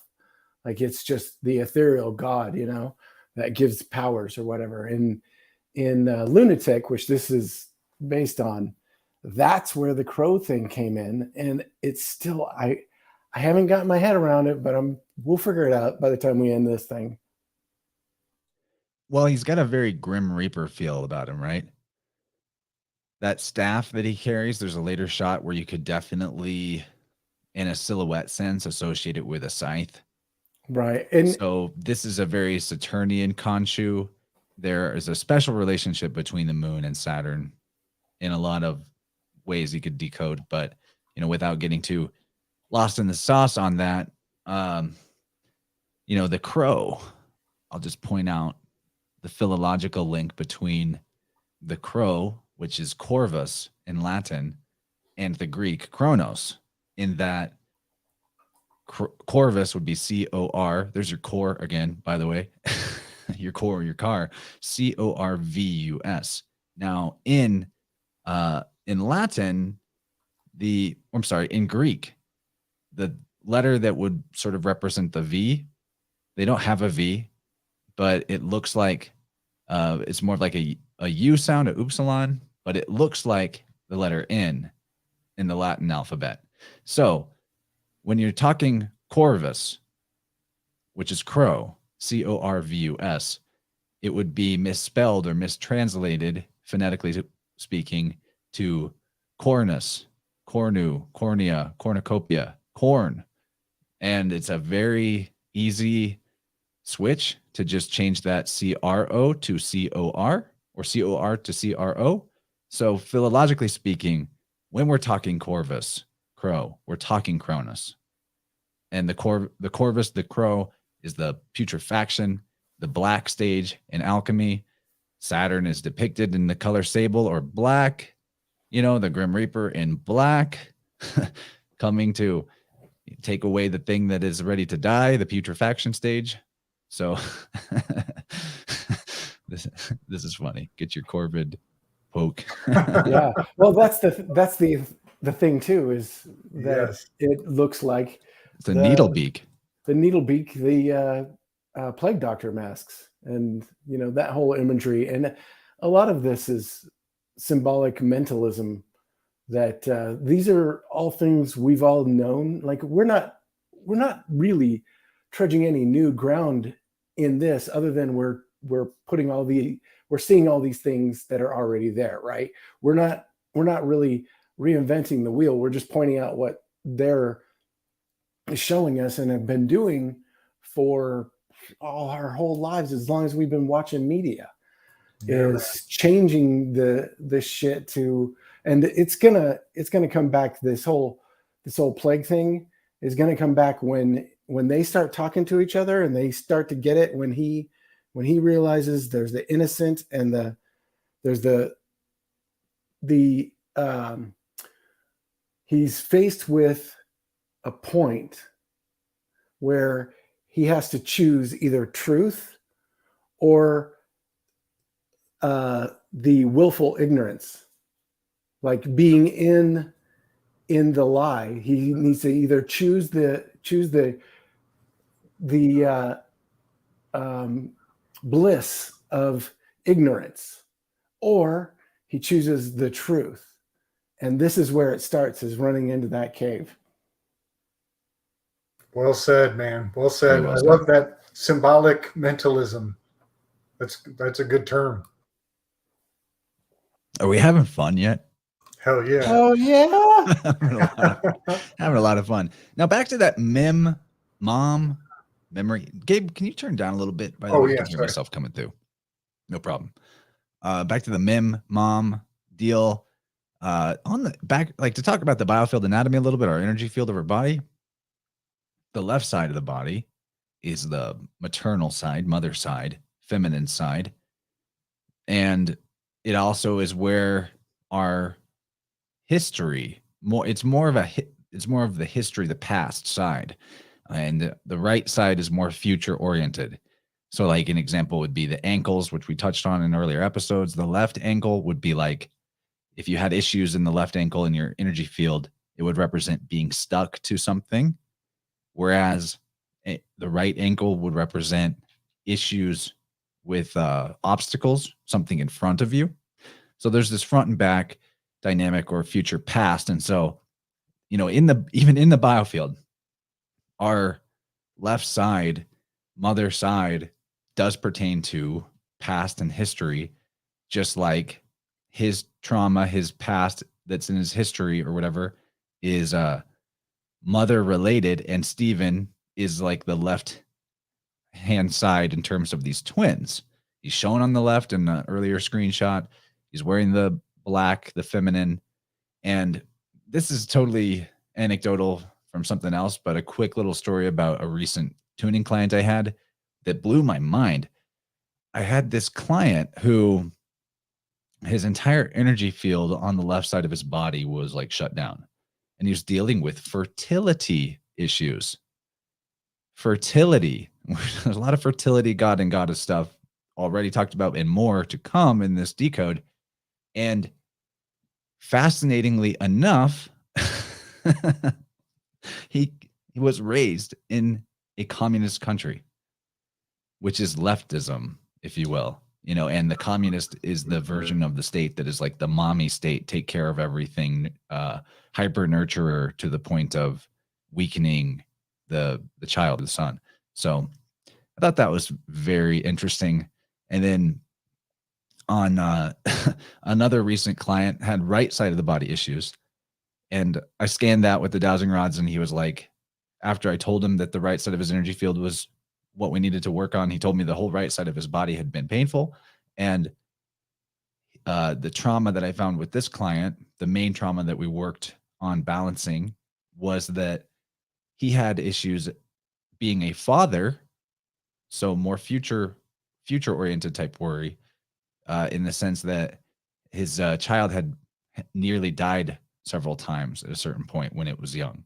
So right side father, pater, he was the father in this situation, and the right side was where the trauma was showing up. Anyway, that's sort of a anecdotal sidetrack, but all these dynamics of left and right, interestingly enough, masculine, feminine, left and right, they do show up in a like literal way in the energy field of people, in a measurable way.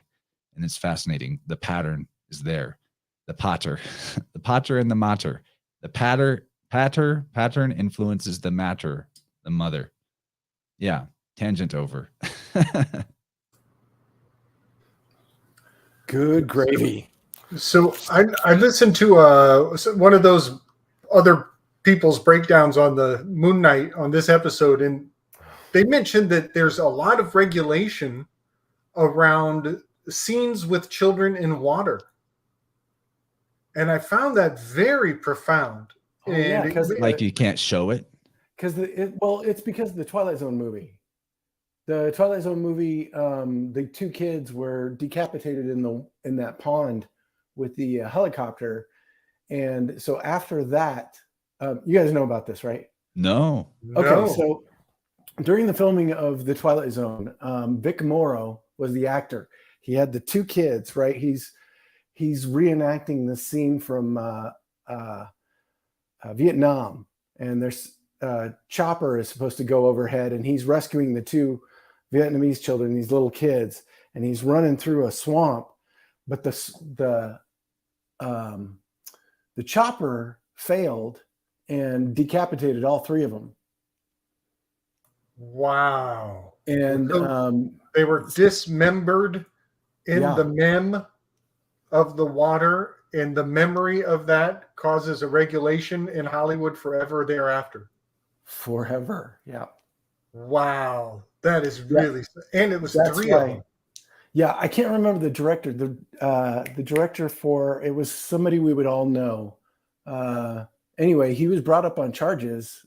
They didn't. I don't know if he really like any punishment was done, but I know there was a whole trial, and there were a lot of strong laws after that about children in acting and stunts and all that stuff. and water and all that. Wow, I'm glad I said something. That's cool that you knew the root of it. That's really intense. That's why we got Gordy on the team, yo.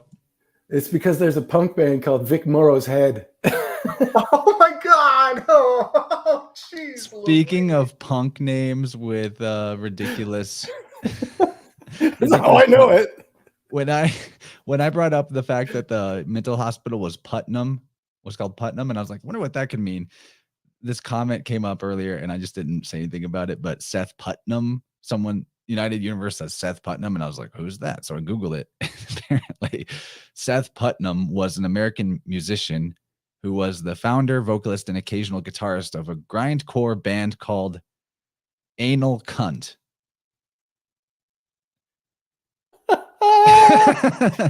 He died of a heart attack. Of So course. I'm sorry for saying anal cunt, everybody. But anal, that's definitely an anal birth homunculus reference. Thank you, like United Universe. That's like a 2-word Cohen right there. I know. I mean, is that why they called it Putnam Hospital? Were they wanting to call us back to this hipster metal guy? I don't know. Weird. AC. It's also an AC. It's Aleister Crowley. 13. Yeah. He died at age 43, which is a DC. AC/DC. So, okay. Mom, past, father, future. Your mom is where you came from. Your father is who shapes you for your future. Even Faber in Latin is to build or create. Back to that carpenter idea. And Faber or Fader, I think it would be, is German for father. F and V switch. Darth Vader is Darth Father. Literally means Darth Father. Oh, this is a good one, Carrie. Crows go caw or core. Core. Yeah, I see that. Anyway, while Mark is shut out of the cave memory, he sees his mom here. And so this is, the dark mom showing up. And then we get this scene where, like Gordy said, I never really thought about it, but you never actually see the kids in this cave. You never see the kids in the water. You just hear their voices crying. And Stephen is trying to find them and get them to come out of the cave, but he's just an invisible, hungry ghost in this memory. They can't see him or interact with him. Row your boat, Randall. Get out of there. But he doesn't. Basically drowns. There's the mommy in the cave, just like Stephen yells mommy when he falls into the cave/tomb in a previous episode. I really think that Stephen is like the Mark trying to resurrect his lost twin, as an alter personality in a lot of ways. He seems to share a lot of personality traits: artistic, creative, sensitive, inquisitive, all of that, and willing to play like the side character to Mark being the front man or the main character. They're actually playing pretend as the Dr. Grant Indiana Jones character and his sidekick. I don't remember the sidekick's name.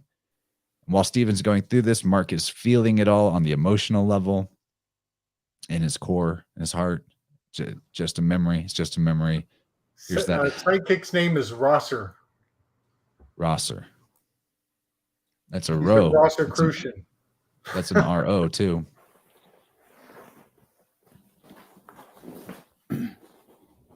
And Sir is the rock, the Lord, a name for the sun. Surya is the sun god in India. So Ra, Sir. More solar encoding there with Grant. Anyway, then after that, cave death of Randall, just in case we weren't sure about the Jewish connection. Here's a bunch of Jews. The mem thing is definitely an accurate decode. The memory, water symbolism, and all this. And, even the fact that this scene, he's in water, in this watery cave, this traumatic birth canal where, okay, And this is, in my opinion, so evident, but you have to know about this stuff we talk about, that in this Yoni cave, dark cave, birth from the underworld, there are two in the cave.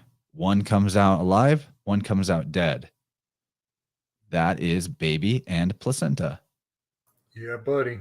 End of story. I think. And yep, it's the place they entered, and only one came out. Only one survived. Yeah. Carbon. Car on. Yeah. Carbon. Good one, Carrie. Car is in so many words, y'all. It's a very important synchronistic link to see carbon, the father, the pattern. Carbon with the 666 structure as well. 666 is not evil. That's all there is to that. Got some Jews. She says to her son when he comes down the stairs, "This is all your fault." There's that fault word. Her name is Wendy. We see that the mother's name is Wendy. W and M switch all the time, like between Sanskrit and Latin. N and M are also fairly interchangeable. So when I hear Wendy, I hear Memdi. Or Mendes, which is Mendes is an Egyptian pharaoh too. So, and men is the mind, mental. So Wendy, Mendy, Menti. And here we are. We're back at the beginning. This is that opening line that we started with when everybody was screaming at the opening scene. Everybody's open mouth is yelling. And, this brings up a little ingredient that I was hoping to drop on our episode with Homie Romy and Rising from the Ashes when we were talking about mirrors, but it never really came up. But I'll just throw it in the mix because it's perfect for this. And instead, we're in a Shiva. It's called sitting Shiva. And I just want to really point out that sit, it lasts 7 days. So there's the set. In the 7, yet again. Yeah, let me just clarify. Siete is 7. Shiva is a Hebrew word meaning 7, and it is the 7-week-long mourning period in Judaism for immediate family members who die. Right. And it's traditional to cover the mirrors in a Shiva. And I've been thinking about that because of the mirror episode we were going to do. I've had it on my mind a lot. And now here I have another opportunity to bring it forward. I think that starting with the most simple answer for why they do that, because I'm sure there's a million reasons I'm never even going to think of if I pondered it forever. The most simple thought is that people desire to do the right thing at a funeral. And so even the most simple of superstitions give a sense of making things right. So something so simple as just covering the mirrors, they'll actually turn them in reverse to face the wall instead, is another thing that they'll do. They'll cover them with blankets or turn them towards the wall. So it does give people a sense of just doing the right thing, or, having tradition or ritual. But another thought is that it kind of to take things to a deeper and more complex level, you will read that it's so that the soul does not get trapped here, because some people believe that the spirit can be trapped in a mirror. So it prevents that potential for capturing the soul or not letting it pass easily on. And this is just my thoughts, is maybe it's used to inhibit the potential that somebody could claim that they were visited by the spirit, whether that's to give favor or to seek vengeance or have some sort of, retribution from those who have passed on. So that if there's no mirrors, then it keeps anybody in the family from saying, during the Shiva, I saw the spirit of the one who passed on, and they told me that this, that, or the other thing, some, unofficial will and testament, which would spark animosity from people who didn't get visited, so there's like, they told me they wanted me to take all of their money. Right. Yes. Nice. Is that a stereotype? And then another thought is that, and this is something I read, is that the Shiva should not be about the people who are attending. So you shouldn't be focused on yourself, making sure you look good. It should be about the person who passed on.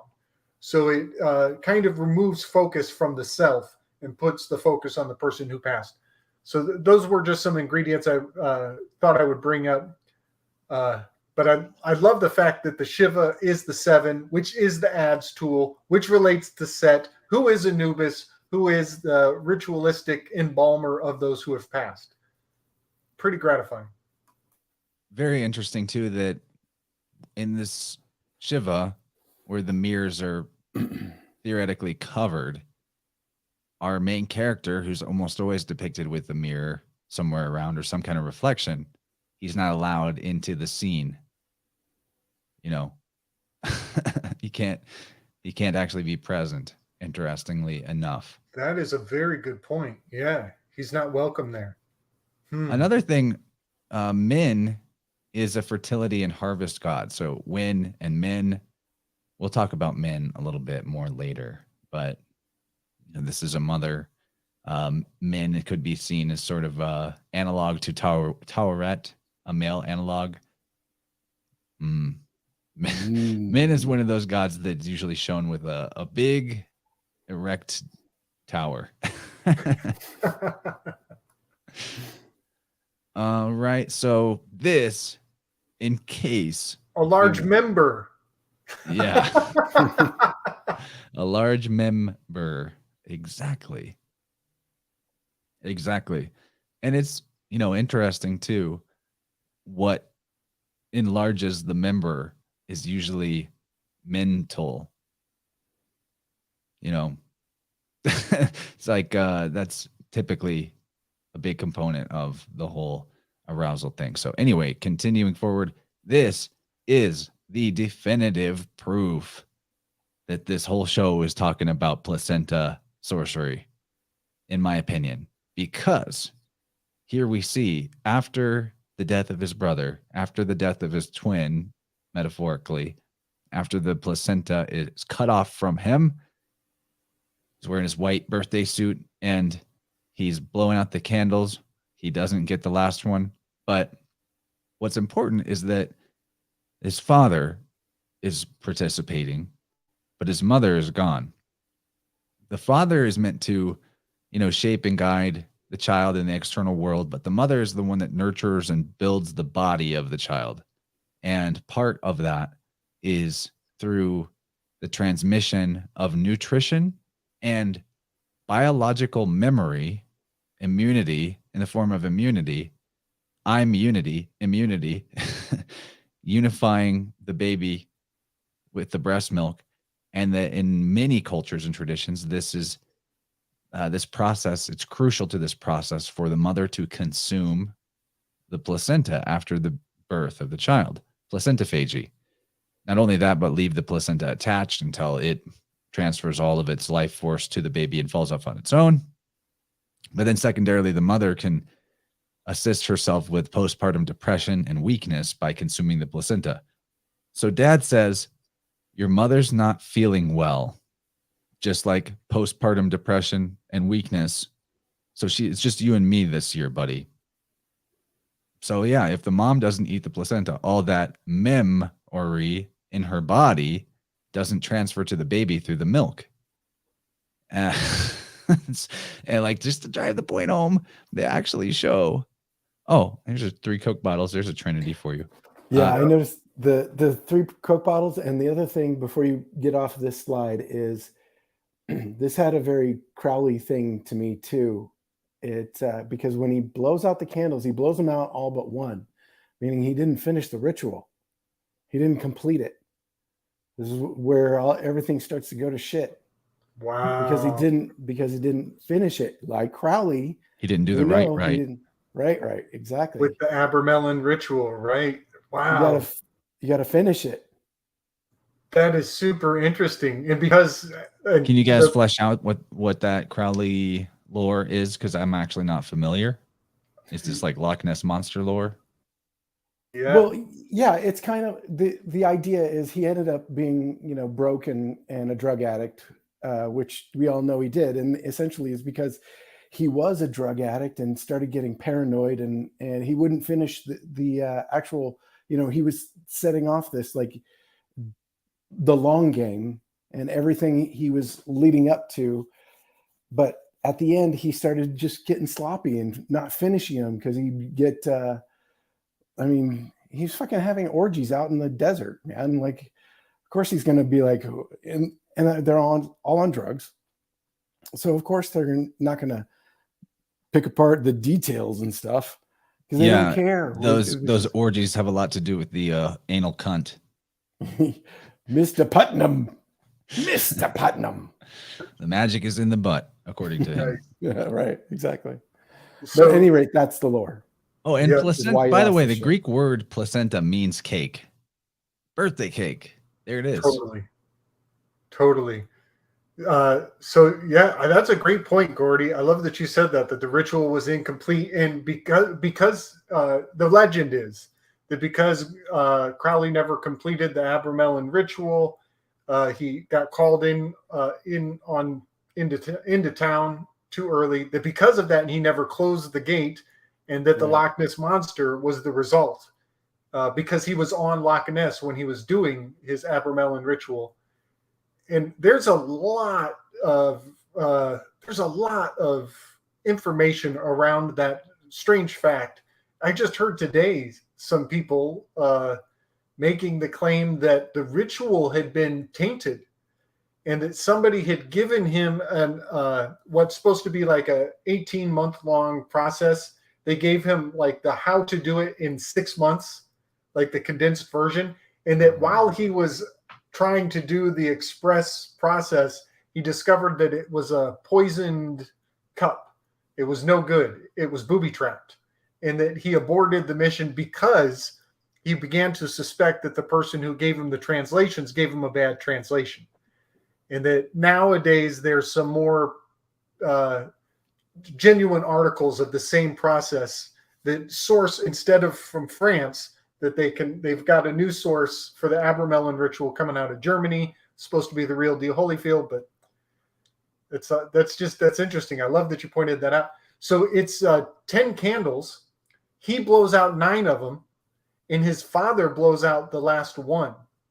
And so that's a 1 and a 9 is a sun card. And he's his dad, he's his father's son. Yeah. Right. And it's kind of the missing piece. Like you have the 2 missing, the empty chairs at the table, and you have the extra candle is the missing piece for the brother that's good call. Gone. Yes. And there's also a bottle of alcohol, a decanter, right behind the candle that does not blow out.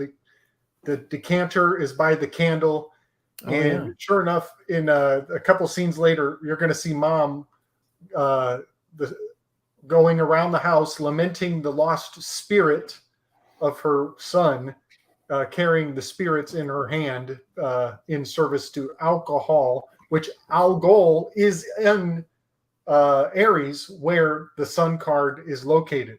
She becomes like Medusa. She's getting stoned all the time, carrying the alcohol around.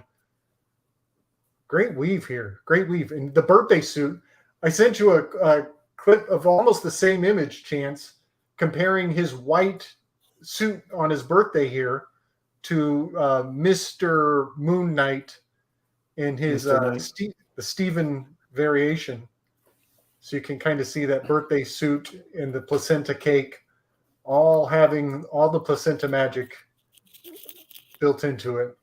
Very good. And yeah, that alcohol point is great. And it comes up in a few other ways too. And what do people do? Why do people drink alcohol who are alcoholics? It's usually to drown out their sorrowful memories. They're struggling with remembering stuff they don't want to remember. They drink to obliterate that. So it's kind of like the opposite of water. It's interesting that the ancients understood that water can hold memory. Why else would mem be the Hebrew word for water or letter that represents water, right? There's a lot of other reasons to suggest that they understood that water holds memory. But alcohol is the opposite in the sense that when you get drunk, you're basically diluting the water in your body to the point where if you blackout drunk, you don't remember anything because the water is not vibrationally coherent enough. It's too diluted that you become diluted and you don't remember and something else takes over. And we'll point that out later too, how that happens. But just in case we didn't think that the birthday cake was important, when she's walking around lamenting the lost spirit and drinking the spirits, in the next scene, he's now 12 and it's his birthday and he's got a birthday cake again. So placenta cake all day, people, all day. Big time, big time. It's lost inheritance. Yep. I love the fact that we got that 1-9 gives us the 19th card is the sun card where Algol, the eye of Medusa, is located. And here we have his mom getting all pissed off, acting ugly. And we have corn on the table again too, by the way. There's the corn or the seed. Right in the center place. Nice. So I sent you another one, Chance. This one I've been sitting on for a while. I put this together. That's it. The mammary glands. The mammary glands. The mammary glands. Yeah. So good. Mammary glands. So and also even like mammals have better memory than other animals. Because all other mammals eat the placenta. They are still in the garden. They're still in the garden. They're in dream time. And we've been kicked out because we're not any. She ate it.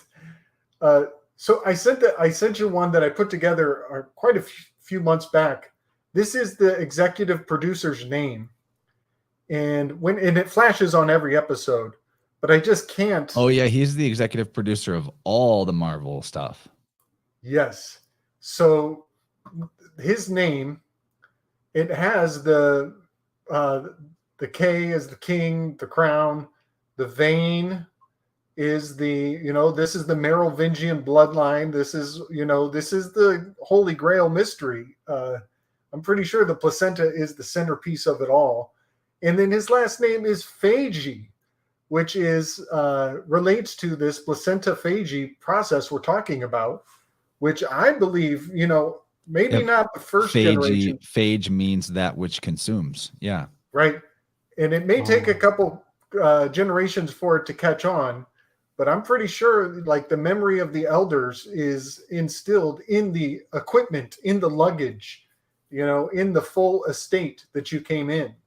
And so this is just a printout of, some information about the zygote and the placenta and how it does have a lot of immune values. But also I want to point out the image here is from a well.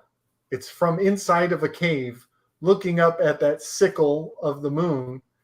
And it has a cutting aspect, the cutting away of the wall, the cell walls of the place you came in on. All that is brilliant. Very good. And I got a little distracted because B. Hoff in the chat here reminded me of something I wanted to point out, but lost. After I took my notes and I did my preparation, all the rest of the day, just stuff was popping up in my mind. Don't forget this. Don't forget this. But tomorrow, 18 or 19 degrees Taurus. I don't remember which. He says 19. I thought I heard 18, but not maybe. I guess it's very relevant, but Mars and Uranus are conjunct the North Node, 18 or 19 degrees Taurus. Whoa. Mars and Uranus conjunct, is one thing, but also to conjunct North Node, the nodes are referring to the moon, first of all. And then in a birth chart, the North Node is the difficult place that you're meant to go, but it will challenge you, like your destiny. whereas the South Node is like the easy, comfortable place you're coming from, where everything comes naturally and easily, but is also your comfort zone, and thus kind of dangerous. So Mars, Mars, we've been talking about Mars. Mark here, Mark and Stephen, Mars and Uranus coming together to complete their North Node destiny. It's very interesting that that alignment is happening when we're talking about this point in the show where these two characters align. I mean, Uranus is related to all kinds of things that you would consider liquidy or watery, flowy, freedom related. But Uranus, the shadow of Uranus, is like technocratic communism. The positive side of Uranus is like freedom and independence and individuality.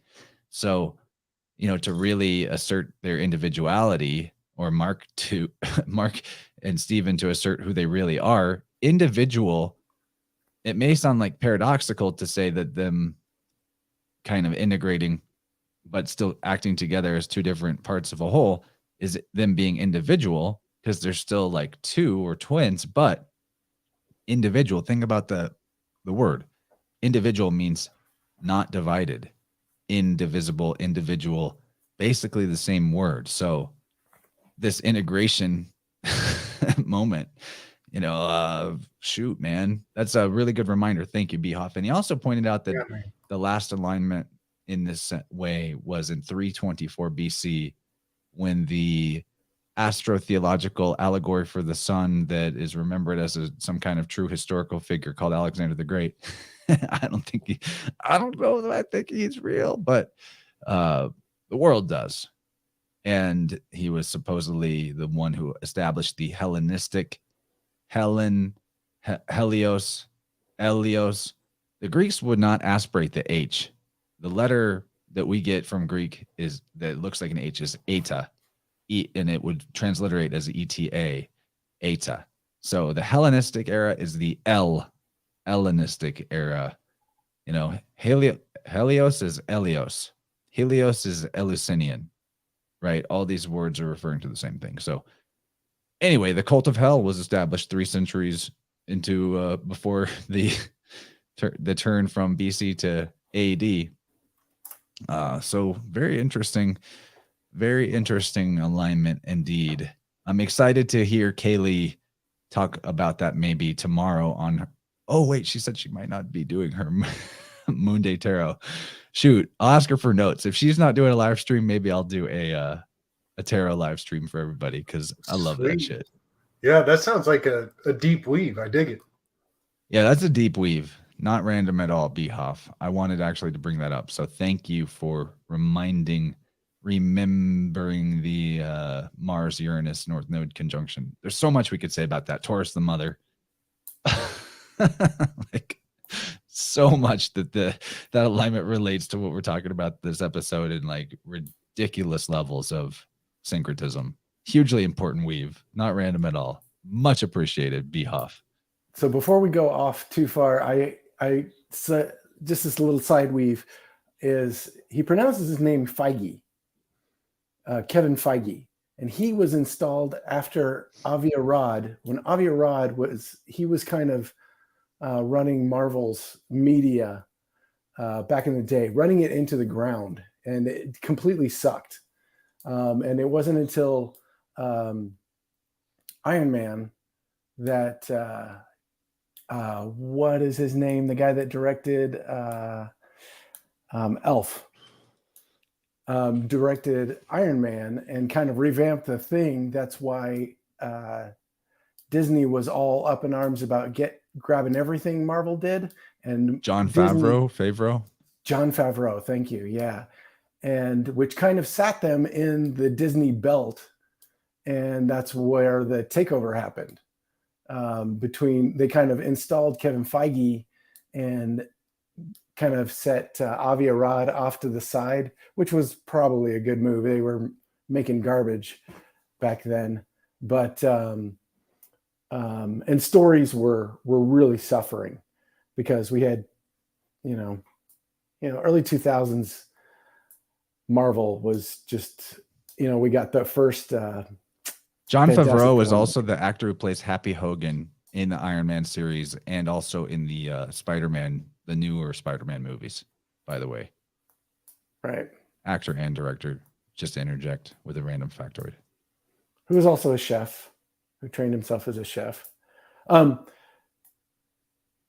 So where are we in the story? Sounds like a cool guy. I know, right? All right. I forgot about Moon Knight. What the hell? I know, right? Exactly. Okay, so where we're at.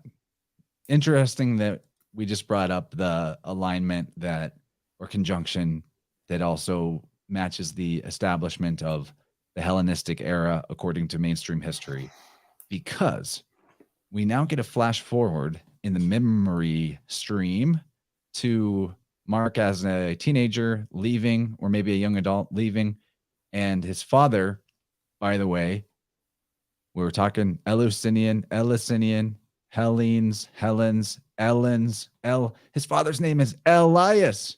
Elias. I saw your mouth, Gabriel, and you went, wow, I know you. You were muted. That's amazing. Yeah. Elias. The lies of El. Like the lies. I dig that. I dig it. And then just a strange note is in the background, that little poster. It's got a person falling into a hole. Like it's 2 feet sticking out and a person falling into a hole while he's saying, I can't lose another son. Wow. The symbolism of the dark cave, falling into the cave, all of that. Brilliant. That's a good one. I don't have a screenshot of the guy falling in the hole behind him, but that is very good.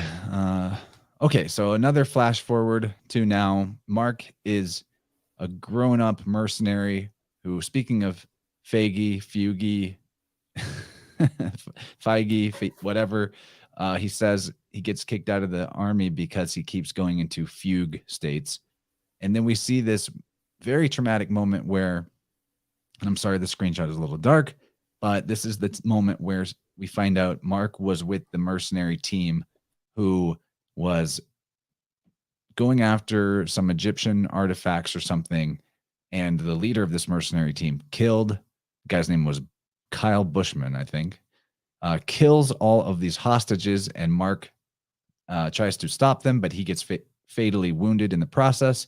But while they're looking at all these corpses and bodies, we point out that this is Layla's father who was killed in this attack too, Dr. L. Fooley. They specifically say his name is pronounced Fooley. So I happen to have a mind-blowing sync, and I'm just going to draw it out a little bit, okay? So that's why we're here, man. This is what we're here for. Thank you for helping me. Yeah, as I was getting to this point, clipping screenshots, taking notes, and I saw this L. Fooley. I was like, holy shit, Dr. L. Fooley, this is the Fool. And it was 22 minutes into the episode is exactly where it's at. 22 is the Fool card. We're at 2 hours and 22 minutes. Yeah, we're 2 hours and 22 minutes right now. Right now, what the hell? Not planned. So we got the 22 showing up twice, 222. Mind-blowing. Mind-blowing. So the Fool card could be the 0 card or the 22 card. The Fool completes his cycle and then dies and resurrects. This is the point of the tarot. It's an eternal return. So at this point, we see the death of the Fool, right? Dr. L. Fooley. L means the Fool. And we got the red scarf with a scarab on it. The red scarf. This is not the first time somebody has died with a red scarf on. We already kind of covered the red scarf symbolism. We won't rehash that, but the Fool is dying or dead. The Fool is the soul. I mean, in some tarot decks, the F in Fool is actually an S. Soul. Soul is the sun. So the Fool, that's why the sun or the Fool is both the 0 and the 22. Okay. Yeah. Speaking of 2, here's this nice entrance to kind of framed by 2 pillars in a way, entrance to another dark cave symbol. the fool, who is Mark, wounded fatally, crawling in here to die, basically. So this is the moment where the fool, or the soul, in its underworld cycle dies and resurrects. So we have seen this dying and resurrecting motif in Mark's life repeatedly. This is a cycle. It's an eternal return. I find that, very fascinating because all these different sun gods, whether it's the cave of Brahm or Jesus, like dying and resurrecting in a cave in an underworld cycle, it's replete throughout the whole solar deity motif. So he dies in here, or he's going to die in here. And just to like drive the point home, Trinity, Nice. three days. lights, 3 days in the cave. Yeah, Yep. exactly. Also, while you were on that last image, I counted the steps. I'm pretty sure I counted 28 steps total. 28 steps. Where were these? Oh, here. Yep.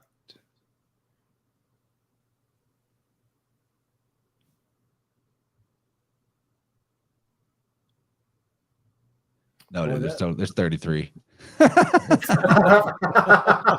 Of course there are. Which is the age of Christ when he dies. Nice. But 28 would be good. That's a Saturn return. But that's a Masonic thing, clearly. Right. 33 vertebrae in the spine. There you go. Yeah. 33 is the point where water goes from frozen to liquid. Yep. So just at their feet here, before they come in the cave, there's a machine gun in the sand as they're tracking him. You can tell by the tracks that he's crawling, and there's a ARM. There's an arm, and he just got done, doing battle, and they are in the sand. So there's very much there's a lot of Mars integrated into some of the symbology of this. And he's about to put a gun under his chin. So he's practicing his right to bear arms. He's so marred. Yeah. He's marred with a wound. And also a gun is a classic phallus reference as well. So, he lost his arm, his gun, Osiris with the missing phallus type deal. But yeah, this is the sun. Here they are, creator, destroyer, redeemer, Trinity symbol. Here's this staff, but with the pointed beak. This looks a lot like a scythe. Back to the whole Khonsu, Moon, Saturn, Matrix, Grim Reaper thing that I was talking about earlier. And it also looks like an adze tool. Similar, not completely, but it's a 7 shape. There's sort of a symbolic 7 here. Ooh, kind of looks like an interrobang too, like a question mark with an exclamation in the middle. Yeah. Yeah. I dig that. I love the interrobang. Bang, bang, interrobang, bang, bang, bang, bang, bang. Yeah. So if he's being reborn here as a, Khonsu says he's in search of a warrior. If he's being reborn here as a warrior, and we're seeing this symbolism of Khonsu being death or Saturn, Grim Reaper thing, well, again, back to that MW phonetic switch. A warrior is a Mar-rier. Mar, more, Mar and more are, the O and the A are pretty interchangeable too. So basically a warrior is a Mars-ior, which is another way of saying death's man. He's becoming death's man. I find that interesting. And he says, and here, see this light splitting? This light beam is split, fractured. And it's sort of 2 pillars type thing. He is saying here, your mind, I feel it, fractured, broken. Well, MK Ultra, MK Moon Knight requires the fracturing of the mind, and that has to be done through trauma, like the trauma of getting nearly dead from shot up. So there's that too. And he almost commits suicide. That's a good point, Gabriel.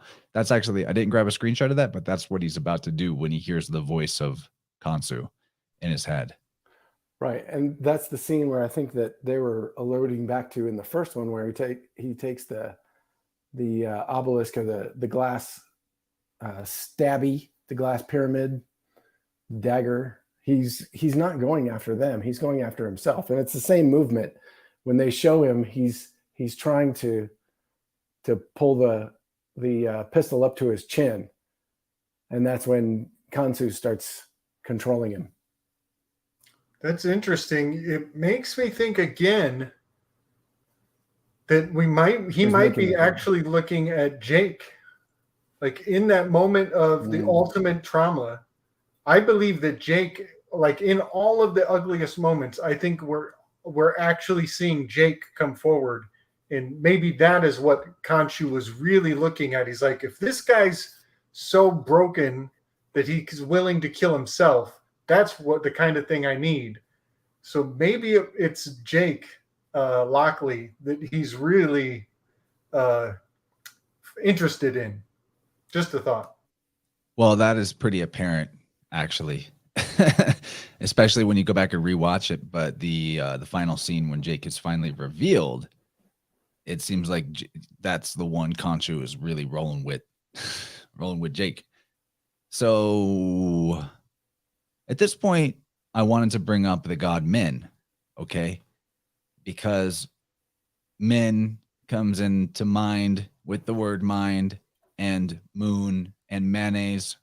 Not mayonnaise, what you put on a sandwich, but mayonnaise, like hand, fist of vengeance that he calls, right. So the god Min is a fertility god, a harvest god, a black god depicted in black like Krishna or Osiris, many Adonis. I mean, the list of gods depicted in black that are dying and resurrecting solar deities. Fertility has everything to do with that because fertility is a yearly cycle. It requires the black soil to be well populated with the fertilizer and the carcasses of things that are breaking down for the new life to be born. But Min, he is, again, that's fertility god Tarwet, who we already saw as a fertility goddess. The Greeks associated Min with Pan. There's even a temple in Egypt dedicated to Min that I think it's called Dendara. It might be another temple. There's a lot. I only have so much room in my memory banks apparently, but there's a temple dedicated to Min in Egypt that the original name for, but not what the Egyptologists give us as its name, was Tantara, like Tantra. So this is important because a lot of what the Hebrew language is God is coming from the Egyptian, Arabic language, Coptic language. And a lot of what the Egyptians have got going on is coming from the Indian. India was called Ethiopia. It means black. Egypt was called Kemet, which means black. Chem is also close to the Hebrew word Ham, like Abraham, Ham meaning darkness or black. Abraham, Abram, Brahma. Abram means in Hebrew high father, the high father of darkness.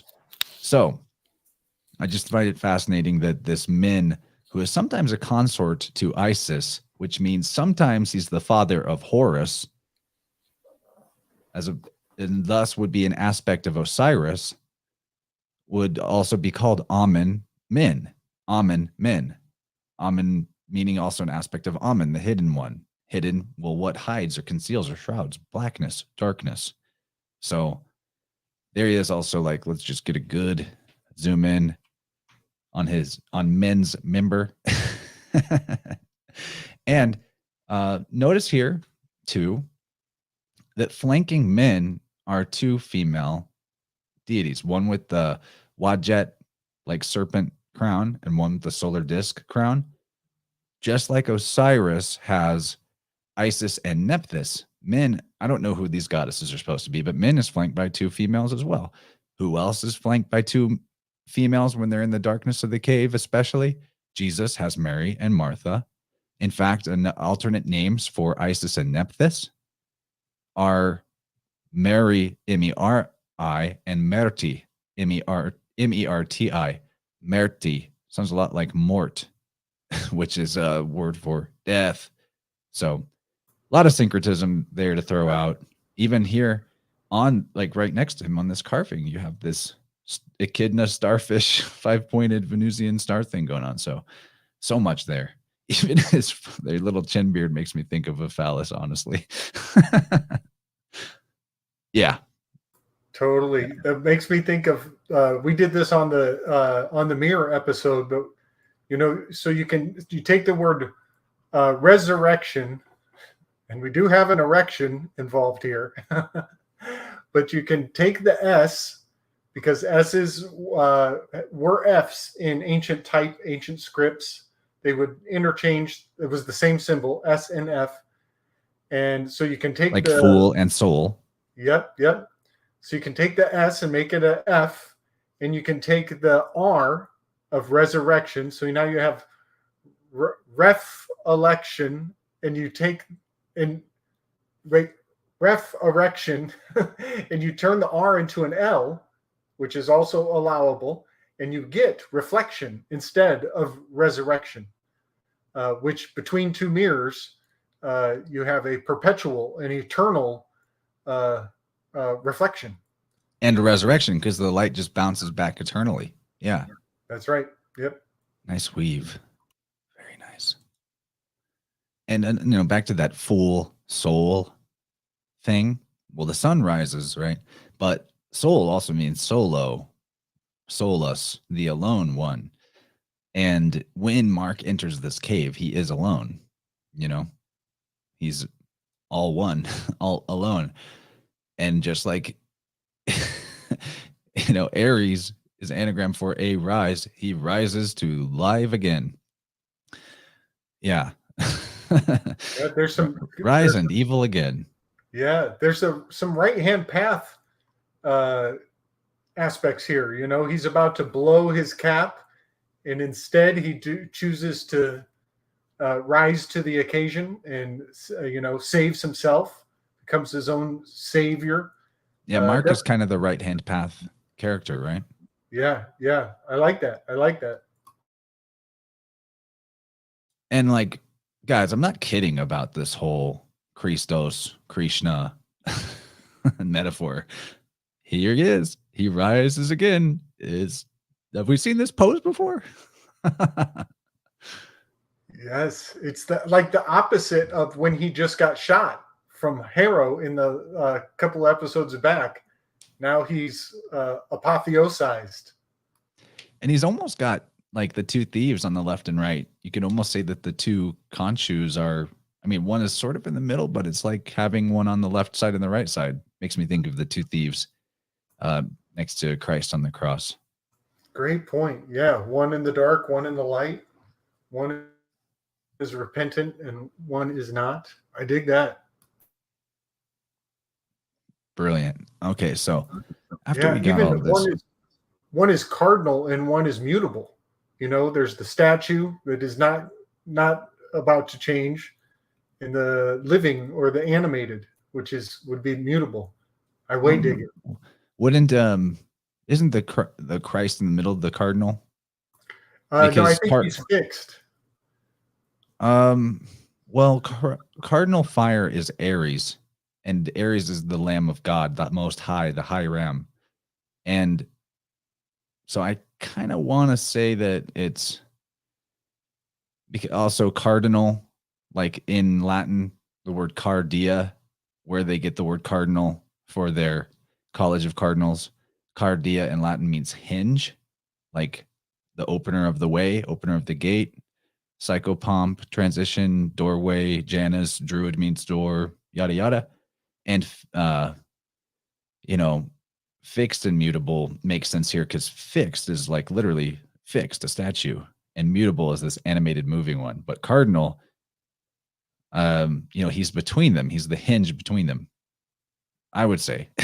Not to like be contrarian here, but I think that is the symbolism of the Christ and the two thieves. But I mean, I wasn't even thinking about cardinal, mutable, fixed when I saw this, and you Right. definitely see that depicted here, big time. Yeah, I think of the thief who is not repentant as fixed, or I'm sorry, as cardinal. He's driven. He's not about to change. Christ is fixed. He's on the sign of a crucifix is the fixed sign, and then the thief who is willing to change his ways is mutable. But yeah, and Mark is fixed. He's been repaired. He's apotheosized. But it's the statue that fixed him.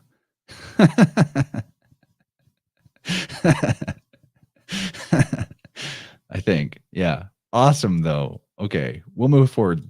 After that, we're done with flashbacks into the past, and they come back out to the deck of the boat. And there's no explanation for this given by the show. But when they open the doors and come out onto the deck into the duat with Taweret, there are baboons running around. Well, I happen to know that Tahuti or Thoth is represented in statuary as a baboon quite frequently. So, are they telling us that this is actually Thoth? Like an aspect of Thoth? And I mean, it makes sense to me. She's psychopumping the shit out of this. She's weighing their hearts on the feather. She's their guide. You know, she's the one communicating between the worlds in the next episode when she actually communicates with Layla in the living world to progress the plot forward and allow them to return, be reborn, yada, yada. So these baboons are no accident. I know it's kind of a dark screenshot, but you can tell that's a red ass. Yeah, definitely a baboon. It makes me think of like racing thoughts. You know, in the heat of in the emergent moment, your thoughts, the monkey mind, are racing. Yeah, totally. That's a good one. Yeah. Never really thought about that being the reason why thought would be represented as a baboon in some cases and as an ibis in other cases. Higher mind, lower mind, baby. Higher thoughts, lower thoughts. Monkey mind. Yeah. So, okay. So at this point, there is one more memory that they have to go back to because the scales are still not balanced. And at this point, like basically Stephen wants to be taken up to the bedroom, to Mark's bedroom as a child. And Mark's like total freak out mode, total rejection of truth, total denial. I think here, no, denying Christ 3 times, that whole thing. You guys got anything on that? Yeah. No, I mean, yeah, no. Interesting how no is on backwards. This is the whole Jungian thing, though. You have to, and the alchemy, that whole idea of spiritual alchemy is burning out those mental traumas to repair yourself. And we'll get to that too. When we lose Stephen, the balance has to happen. Yeah. Poor Stephen. Sacrifice. So after the no, his denial lands him back into a fantasy reality where Harrow is his doctor on the left-hand side. He's looking to his left-hand path. He's rejecting the truth. This is his moment of truth. This is his separating of the wheat from the chaff moment. And I'm surprised at us that this whole series, we actually never pointed out that the name Harrow as a word means tribulation. And tribulation means separating wheat from chaff, a threshing. And at this moment of the threshing, of the harrowing, the tribulation, the truth that he's rejecting in this threshing is that his mama gave him a thrashing. So it's like amazingly poignant that this is the point where I remembered to point out the meaning of the name Harrow. After all this time, guys, this is the big reveal. Harrow is the thrashing that his mom gives him. Yes. But before we get there, this mem. Oh, so you go ahead, Gabriel. Oh, well, I was just going to point out that now somehow he is not scarred. His nose is not bleeding. So this is kind of an indication to us that this office is a mental construct, that this office is part of the organizing principle, because it can be so easily altered that he's no longer rocking that scar that Jake was rocking the last time he was in this room. And like dreams, looks like the furniture is moved. Like they're on the other side of the desk together now, and which just goes to show the setup of the design of the set is for that purpose, to look like it's breaking down. Just like dreams, when you look back at, the trick of remembering your dreams or lucid dreaming is look at your hands, because it's the one thing that'll be fixed, in your dreams. In your dreams, it's, we're trying to make this order out of the chaos that's in our heads. And when you start to realize it, you start to choose what's true, you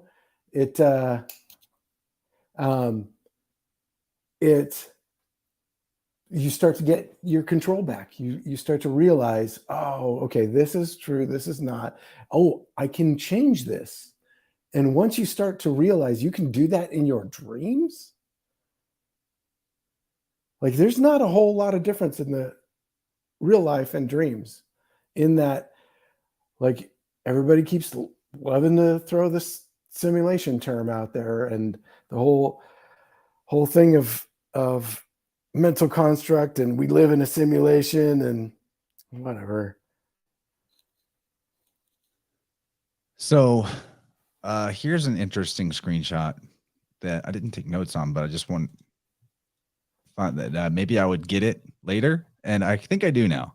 So first of all, this kind of appears to be Towerette in the statue. It looks like a hippo head, but Mark asked if he was drugged, and Harrow lies to him and says we can't involuntarily sedate patients.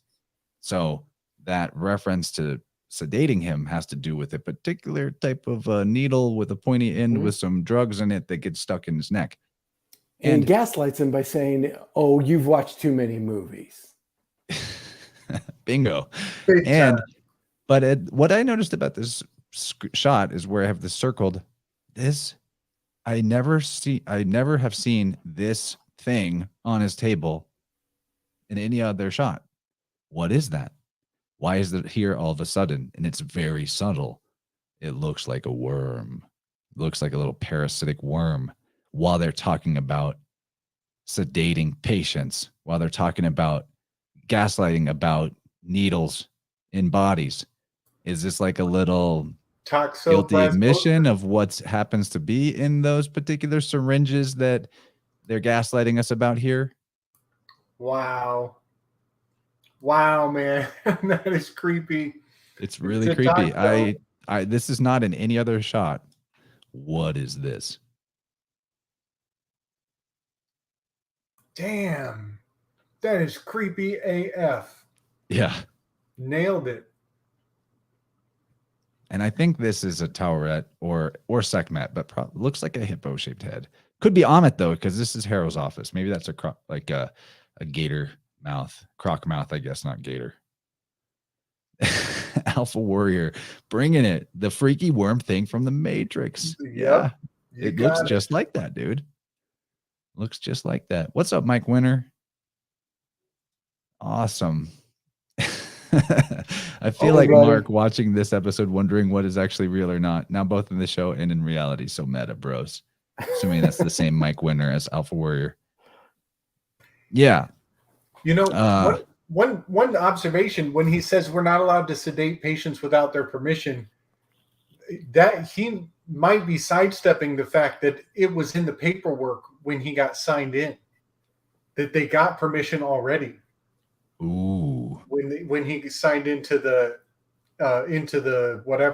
psych ward. Just a thought that it was, in the terms of the agreement that he didn't read the full contract. That's a good call. Or that they can't do it to the living man, but they can do it to the person. Ooh, nice. That could be a part of it too. So this next shot, Harrow is praising him for reliving all these traumatic memories. And as he's doing so, specifically right as he says memories, he's pouring glasses of water. Mem is the Hebrew word for water. And over here, okay, this is super important because trauma creates a schism. This is two triangles and upward, a blade and a chalice, okay? This is a blade and a chalice that are separated and inverted, putting the chalice above the blade, so to speak. You're supposed to bring these together. And so this represents the separation of the mother and father, or the masculine and the feminine, the pain of separation, the schism, which is also symbolic of the left-right schism in the brain, the schism between Mark and Stephen.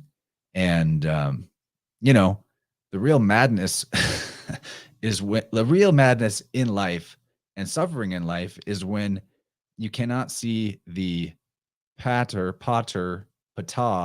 pattern in the matter mother. If you put the matter over the pater, so to speak, maybe that's why they call the other way around the missionary position. But if you put matter over spirit, then you will suffer from madness. Madre has the same root. Mad, damn, damned, dame. All these words pertain. Unintentional rhyme. So when you bring these triangles together, you get back to the Jewiness of all this, the Star of David, where some of the pattern is outside of the matter, the top triangle, and then there's the four elements around it, which are sort of transcendental, and it's around this hex or six or carbon, and then some of the matter below is outside of the pattern, meaning like some of the pattern is going to be transcendent of the material world, the Father above, heaven, whatever, and then some of the matter is going to resist or deviate from the pattern, and that's the below, that's the hell. But here we have full separation of them. And interestingly, like this middle diamond shape, which is like a convex, looks a lot kind of like an open mouth, a maw. Nice. The dark maw of all this. Yeah. So the reason I bring up this chalice and blade symbolism too is because he's pouring a cup. Okay, go ahead, Gabe. Go ahead. Well, one thing I'm just now seeing is that the mirror in the corner is covered just like a Shiva. Oh, Shiva. There's a blanket over the mirror, which, as he's talking about memories being so painful, there is a bit of a hearkening to the Shiva that he couldn't even attend to. Mike just blew my mind. It's also, this shape is also an hourglass. Hourglass. Nice. A Horus glass. I mean, the glass table. He's pouring a glass of water. There's a glass blade. All of the glass of this. So of course that's an hourglass. Thank you. Thank you, yes. Mike. That is brilliant. I can't believe I missed that. This is why we got these chatters. Y'all are so good. So Chance, real quick, while we're on the hourglass in the harsh memories, can you bring up the one I just sent to you in the telly? Because this, and I totally poached this from one of those breakdowns, but I couldn't help myself because it is gravy. That set, the room that he's in when he's getting the psychological evaluation, it's the exact same room they used in episode, I think, 2, where they go into a room full of cadavers and these are all the dead bodies. This is hearkening to the body count, to Mark's body count. And that is the same room. They just painted it white and redesigned it for the shrink's office.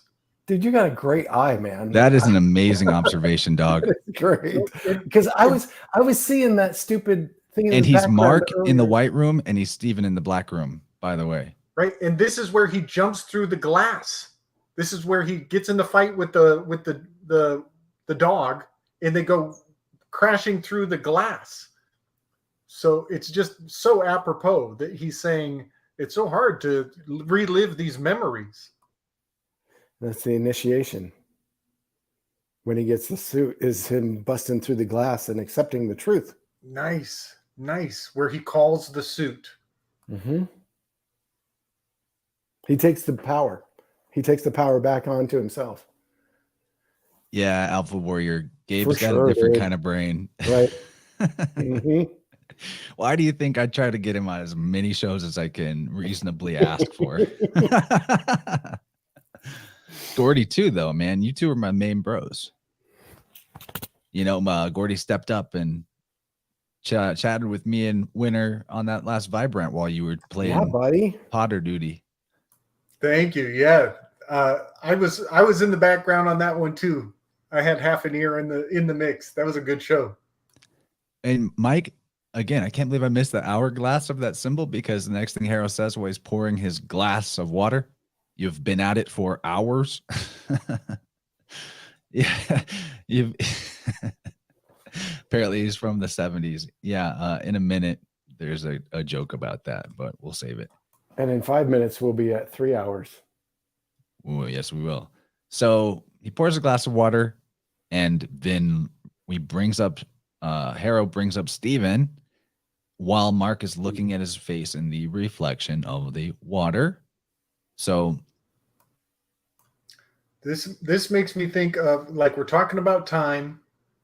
We're looking at the emanations of the water, the rings in the water. This totally makes me think of the polar symbolism.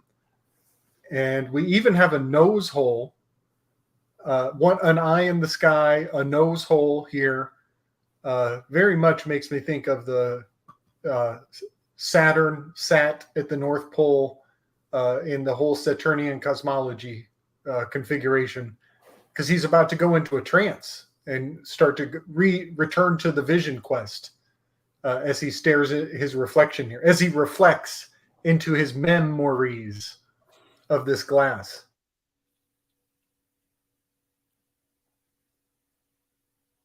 This is a really interesting question. Do you think you created Steven, or do you think Steven created Mark to punish the world?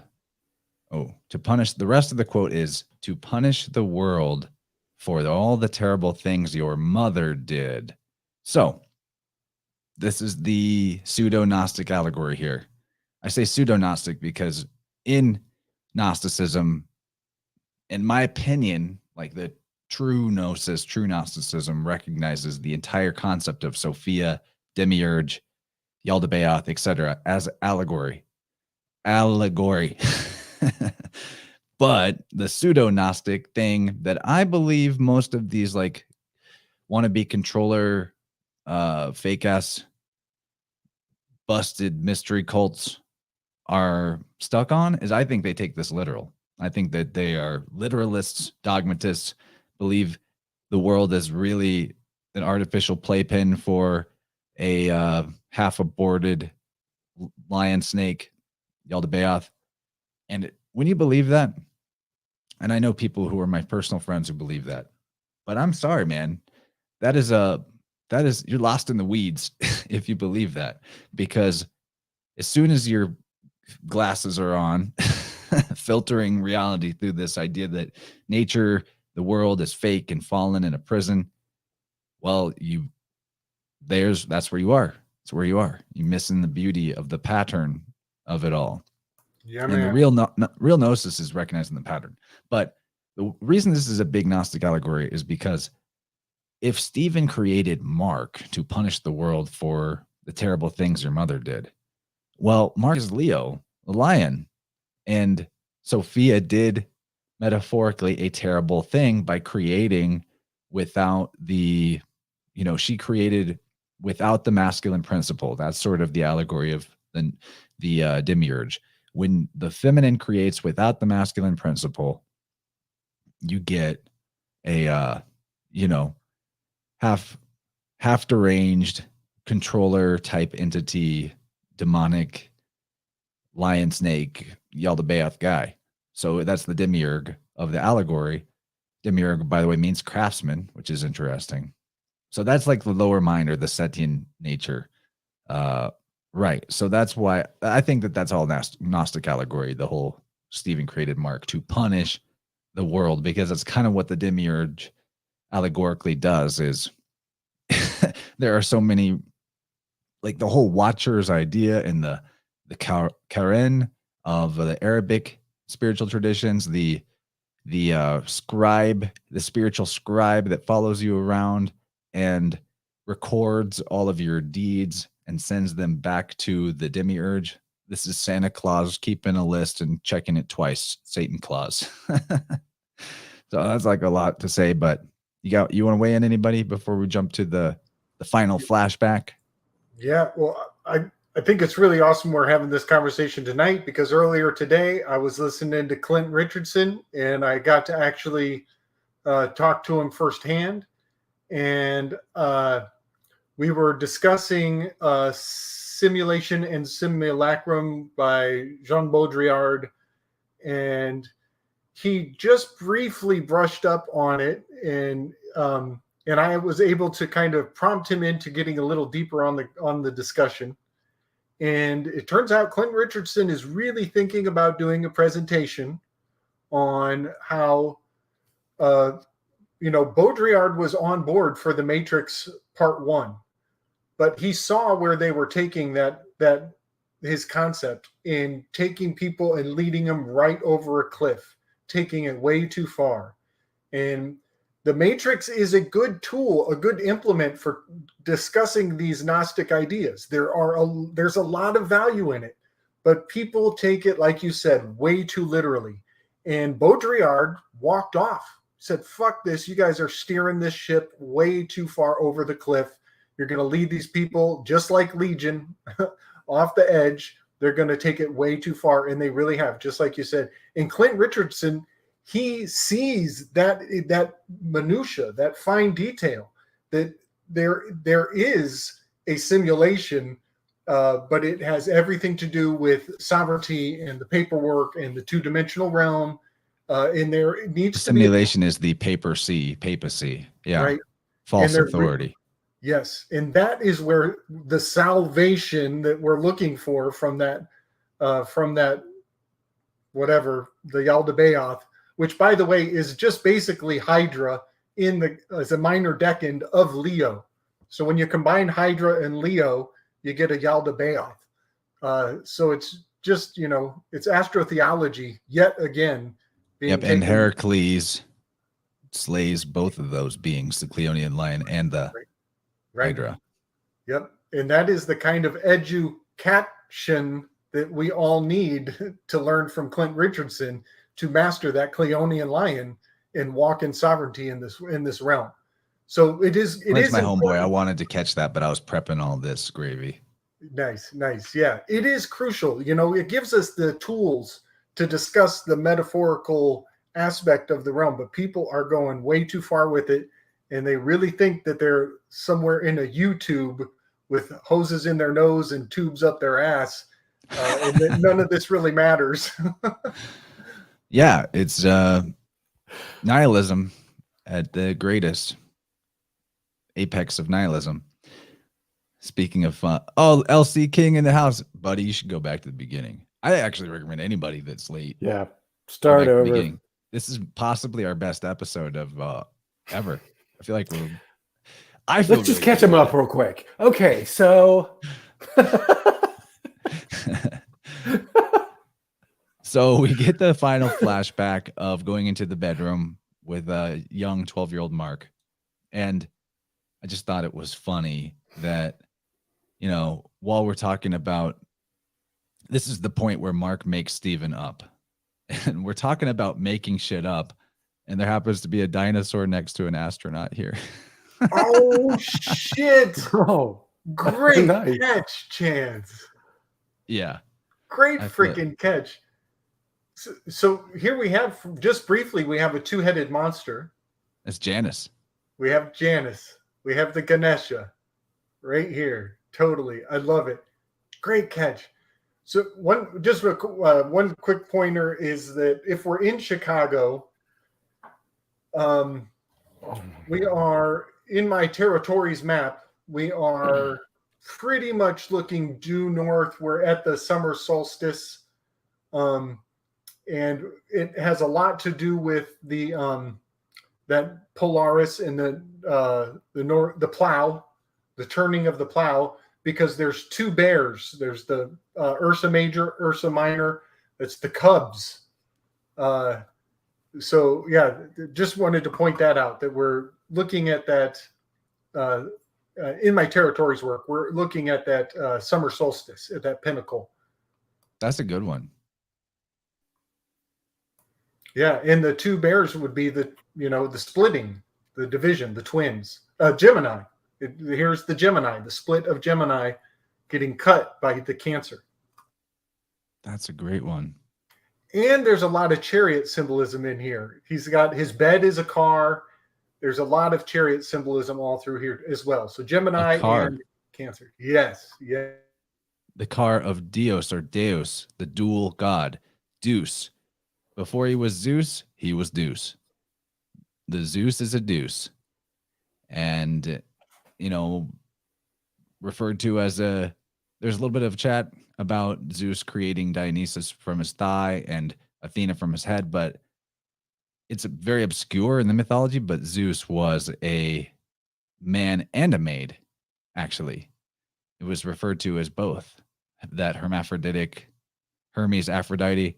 All of these, that's why the mythology is so damn confusing, because a bunch of stories that were all allegory for the one being, which is symbolic in nature as the sun, but not literally the sun, first got corrupted into actually being believed that it was the sun, and then second got corrupted and schismed into a whole bunch of characters thought to be separate.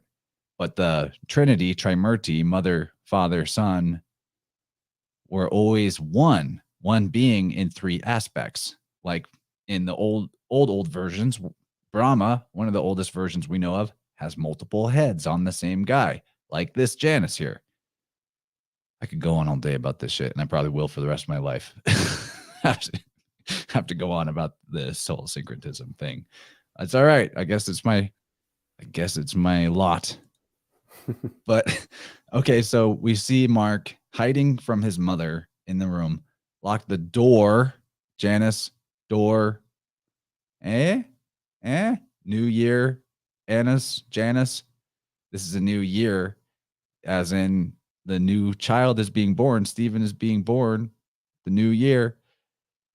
Some symbolism in this shot. We have a lion here next to Mark. And of course, the mirror symbolism returns.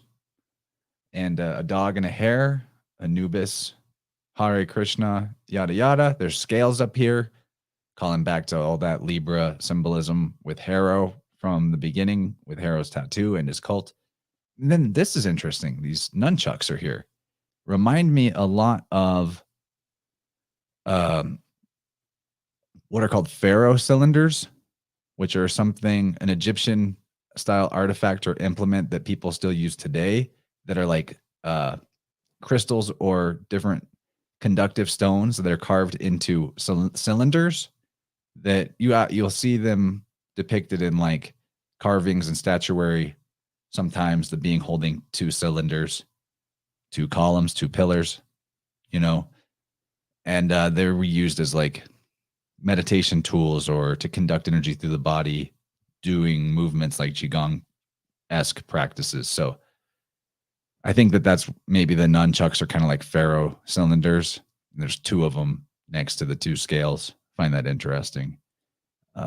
Jump in anytime, guys, or I'm just going to keep pushing forward. Well, yeah, I love how you're rolling out the zodiac here. That's great. Like, you could say that the child is Gemini. He's about to do his split. He's about to split. Then in the mirror, in a He's even second, between two columns of dots in a way. he's in a Gemini sign. Good call. Yep. Then in the mirror, they'll show the reflection of his bed, which is a car, which is a chariot, a Cancer. It's red. And it has checkerboard white and black squares on it too. Right. Yep. And then, like you said, we have Leo, and then the nunchucks are metallic, which Virgo is a earth sign. And then Libra here with the scales. I love it. We have a zodiac rolling out for sure. Summer. We're looking at the summer and we're going into a fall. Interesting. Yeah, you made me up this big reveal. And then as they're leaving the room, Wendy, the mother, comes in to beat the shit out of him with a belt after he's made up Stephen Grant from the movie poster. And found this very, very interesting because, like, I've heard my mom say a lot of angry stuff to me. She's nothing like this mom, by the way. My mom's awesome. But I've never heard anybody's mom ever called them, "You disgusting human." And I just find that very fascinating. And I'll say it once again, say it all the time, that the Hugh is Bacchus. The monogram of Bacchus before the Latin termination of US was added would have just been one of the Greek names for Bacchus, Upsilon Eta Sigma, which transliterates into English as Hugh or you, as in like J-U with a soft J, you Pater, Bacchus, or Hughes, the Hugh man. I believe the Hugh man is created when you hew the tree of life of the placenta from the baby. The Hugh man is not the same as the living man in this weird, freaky control cult that the priest class eventually devolved into. And also, Bacchus, back to the whole Libra symbolism. Libra sounds a lot like Liber. It happens to be 11:11 right now. That's pretty Libra. Liber Pater or the free father was a name for Bacchus. And what's in books is made up stuff usually, and this is a fictional story that they made up Stephen from, kind of like a book. And Bacchus relates to words that have to do with stream, the German word for stream, but also a Liber being a book, but a Bach sounds like a book as well. So there's all that going on. I don't know why they would choose to have her say "you disgusting human" other than to make me think of Bacchus. Well, But I don't think that they're even. I really don't think most of the writers of this type of stuff are on that level of syncretism. Honestly, right. It's just there for us to pick out because, like, universe is throwing us a bone. I agree. Yeah. One thought is she's removing his humanity. In this moment, she is terrorizing his humanity out of him. And she's hewing him into two. Right. She's dehumanizing him and making, bringing out that altar. She's altering him. And then Mark reveals that their mother is dead. And this whole time, Stephen has thought their mom is alive. He's been calling her on the phone and leaving her voicemails. And this was where I noticed the Shiva. I didn't really think about the Shiva. I didn't honestly know that Shiva was a Hebrew word referring to the number 7 and also a funeral for an immediate family member. Fascinating. Mario needs to know about this. But back to the whole India, Ethiopia linkage to all things Hebrew, Egyptian, and etc., and everything derived from those systems. Shiva is obviously the god of destruction in Hinduism and a member of the Trimurti or the Trinity of Hinduism. Shiva, Vishnu, Brahman. Vishnu, goldfish, the new fish. Stephen is the goldfish, the new fish. Very interesting. Some of the names for Shiva: Para, Brahman. Para, LR switch is Pala. Pallas, Athena. Shiva has a lot of feminine qualities. Athena, Pallas Athena is a war goddess. Interesting. Shiva is the supreme being, the god of ultimate reality, god of karma, moksha, which is the release from samsara, time, art, dance, yoga, meditation, the destroyer of all evil. So, we have a Shiva in Hebrew, mourning that which is lost, and Shiva is a god of destruction and ultimate reality. Are you like commending the soul of the lost being to Shiva? Hope praying for their moksha or release from samsara. Samsara, the flow of illusion. Saraswati, Sarah, Sarai, Brahman, Sarah, Abraham, Sarah, yada, yada. All these systems are one thing, if it's not clear. Yeah. So he reveals that, and then we snap back to the scene with Harrow, and right as basically they're having a mirror moment, because Mark had a freak out rejection of reality about going back to the bedroom. And then when Stephen finds out their mother is dead, he has a freak out rejection of reality and snaps back to this room. So the same thing happens in reverse, kind of.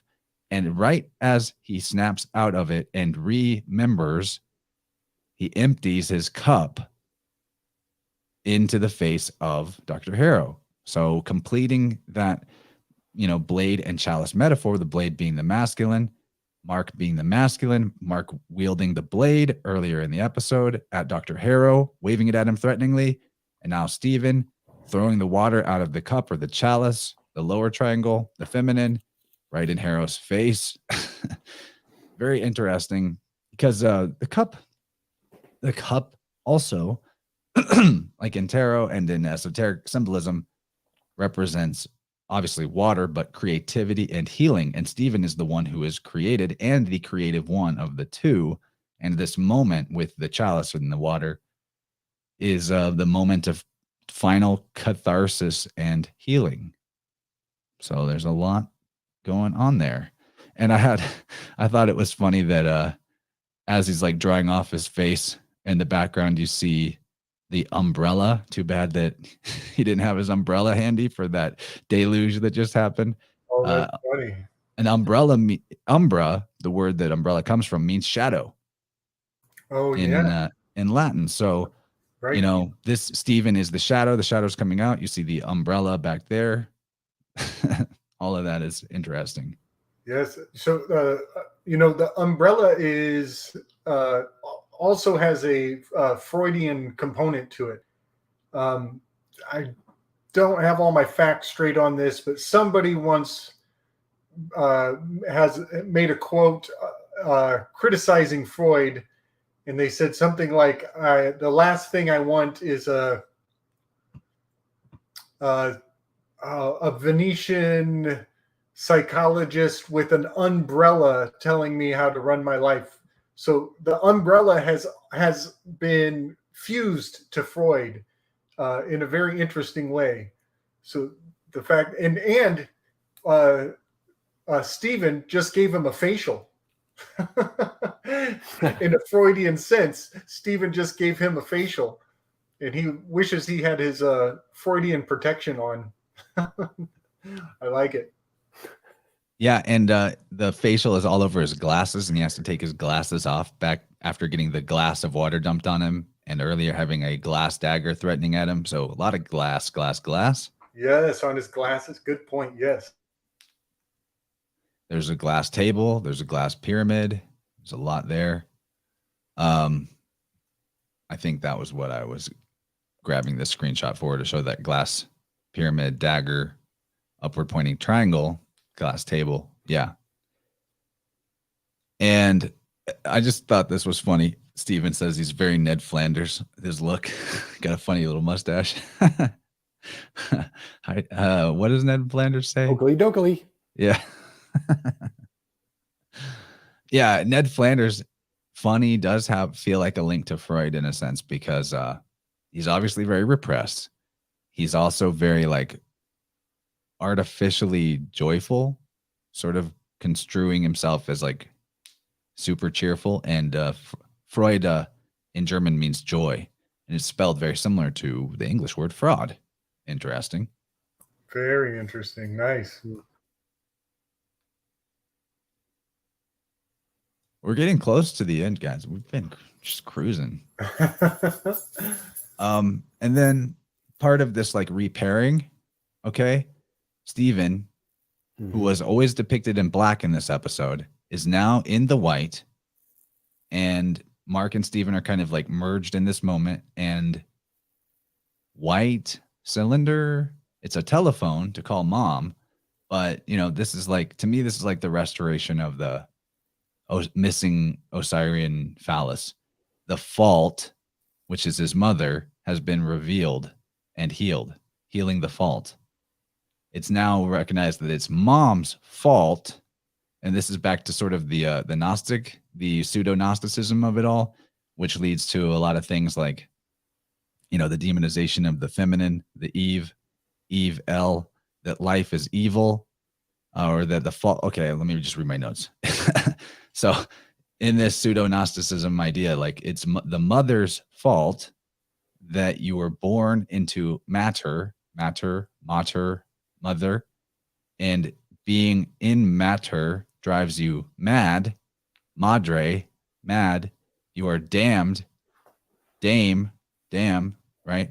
According to the pseudo-Gnostics of this like controller class, whatever we want to call them, you know. So the lesson here, abort your babies, I guess, is what they probably want you to know, because you're obviously just cursing them to a life of damnation. Wow. If you, you know, that's how I feel. Like, I feel like this is the real grooming of the pseudo-Gnosticism. It's anti-life, because life is Eve El, you know, the spirit of God being trapped in matter, as the pseudo-Gnostics misconstruing allegory all day believe. Eve causes the fall with the apple, the Welsh word for apple, a fall, apple. Nice. It's anti-life, you know, the life of El being God. Yod He Vav He transliterates to Leve, or Eve, alive. I don't know. And even Aleve. Yeah. The Eve of El. Yeah. So leave, like a lifting of a weight. Yeah. Yeah, and a leaf is actually where the word life comes from. And leaf is another, in some languages, means love. You know, if you believe something, you love it, basically. And leaf is a bud. A bud is a Buddha.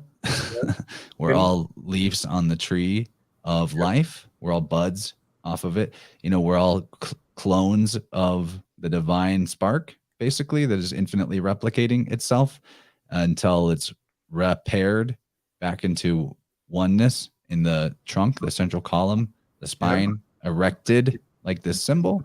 And you know, I've said this in I think the mirror episode with Homie Romy too, but like if you do the LR switch on Cronus, which Cronus being the chief artificer, main god, L being originally the Time Lord, Cronus becomes clone us. And back to the symbolism of the bud and the leaf, of the life, of the tree, of Buddha.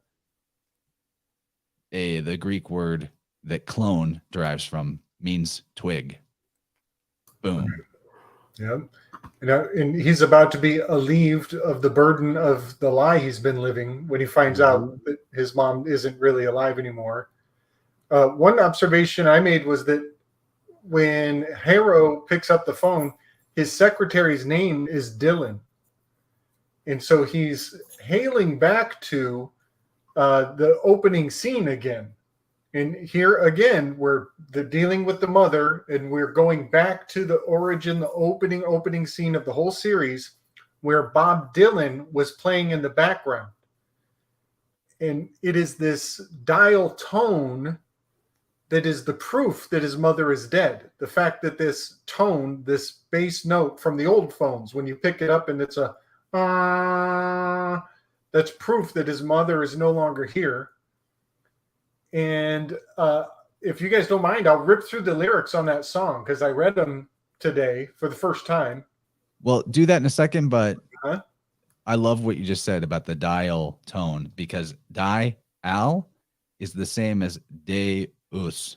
Deus. Dios. Dios is Nice. dial.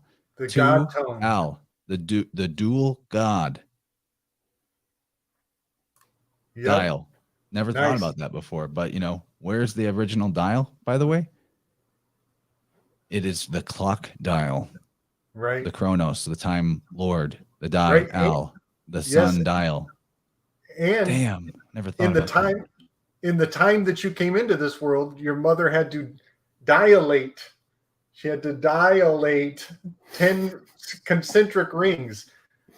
Yes, this is the 10 emanations, like this old ancient mathematical practice of like making 10 concentric circles and running the numbers inside and out of the 10 rings. When you die, you hear the flatline tone. That's right. That's right. Wow. So Trippy. here, I'll rip through this song because the name of the song tells us a whole lot. The name of the song is Every Grain of Sand, and that's a EGOS. Egos. And here we have a character with multiple egos, not just one. That S at the end is crucial. And we were just talking about hourglass. So every grain of sand, and we're talking about the hourglass just a second ago. This is amazing. In the time of my confession, in the hour of my deepest need, when the pool of tears beneath my feet floods every newborn seed, there's a dying voice within me reaching out somewhere, toiling in the danger and the morals of despair. Don't have the inclination to look back on any mistake. Like Cain, I now behold his chain of events that I must break.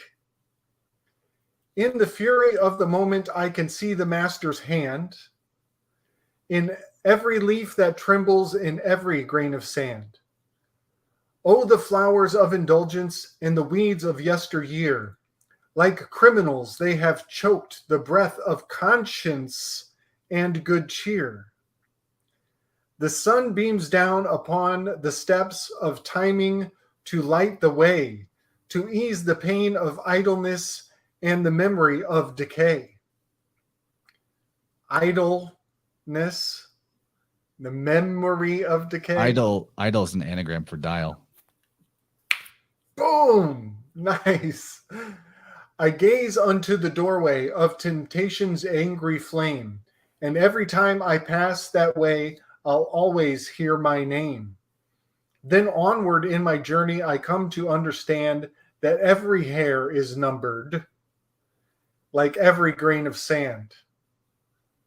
And that makes me think about what we're doing, like taking every little detail and turning it over and finding all the miracles under all the details. It's like Marty. Or is there more? Sorry. Yeah. I've gone from rags to riches in the sorrow of the night, in the violence of a summer's dream, in the chill of wintry light, in the bitter dance of loneliness fading into space, in the broken mirror of innocence on each forgotten face. I hear the ancient footsteps like the motion of the sea. Sometimes I turn, there's someone there. Other times it's only me. I'm hanging in the balance of the reality of man, like every sparrow falling, like every grain of sand. Sparrow is the Latin word for hope, also. Nice. Yeah, it's kind of gratifying to have waited this long to read the lyrics of the opening scene. It seems to make sense that we should have waited till now to. Well, it wouldn't have made the sense it makes now. Right. It fits so well. So Yeah. we're at the point where is he arguing with himself yet? Where he's making the decision? Are they in the hallway? We've already, we've passed that We point. passed that point, because that's the real point of this. That's the climax, I think, of the episode, is where he's arguing with himself. He's like, you're the one who got the cushy life, that you had everything handed to you. You had a normal, not untraumatized life, and he protected Nurtured the mother side, the left, the communist. He created him to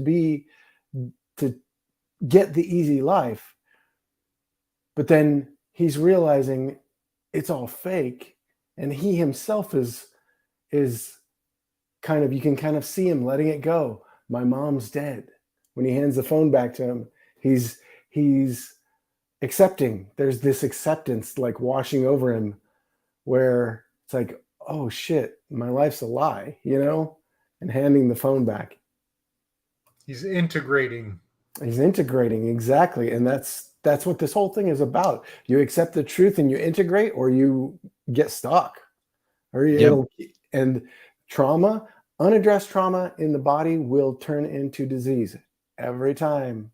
If you want to heal yourself, you find that trauma and you deal with it. You got to deal, and it sucks, but this is what the whole fucking Jungian thing is about. The whole, what we've pop psychologied out is of shadow work, is this kind of thing. This is the real stuff. When somebody on the Instagram is saying, "Oh, I'm dealing with my demons" or whatever, and it's nice. It's a good meme to remind us to do those things, to not ignore those darker sides of ourselves. But the point is, when you're there, you better examine them, and you better come out the other side a different person, or the whole point was mute. Like you've lost the whole point unless you've actually transmogrified yourself and transmuted and burnt out and come out the other end. That, like Gabe and I were talking about, the white ash, you've burned it out and you've transmuted yourself into the pure carbon.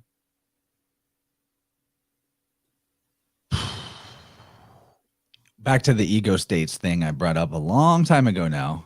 Here we are at 3:30 in the stream. When you integrate an ego state, which is like a separated version of yourself that was who you were at the point of trauma, that includes things about yourself, both positive and negative, that you have forgotten and put away and cut yourself off from.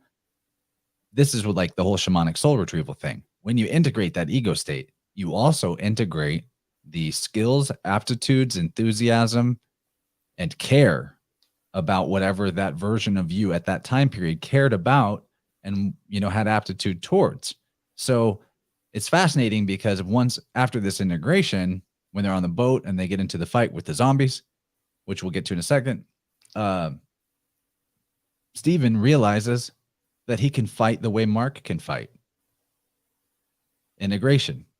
See, he has all the abilities and aptitudes of his other self that was previously cut off from him.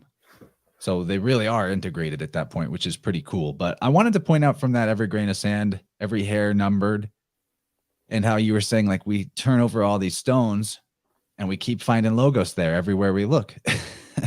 That is the value of the syncretism to me. I hear you when people like my good friend Dylan say that the yes and doesn't work for him.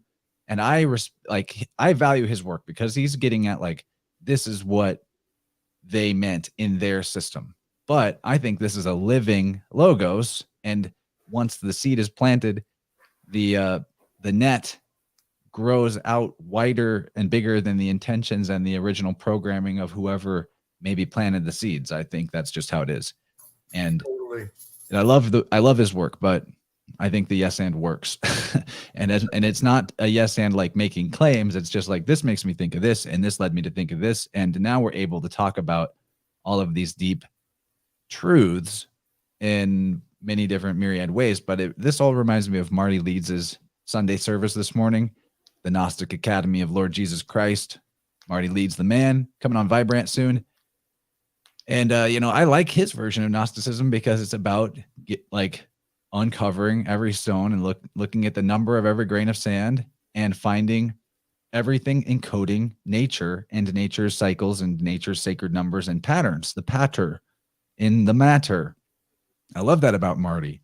And today his stream was titled "A Gnostic Walks Into a Bar."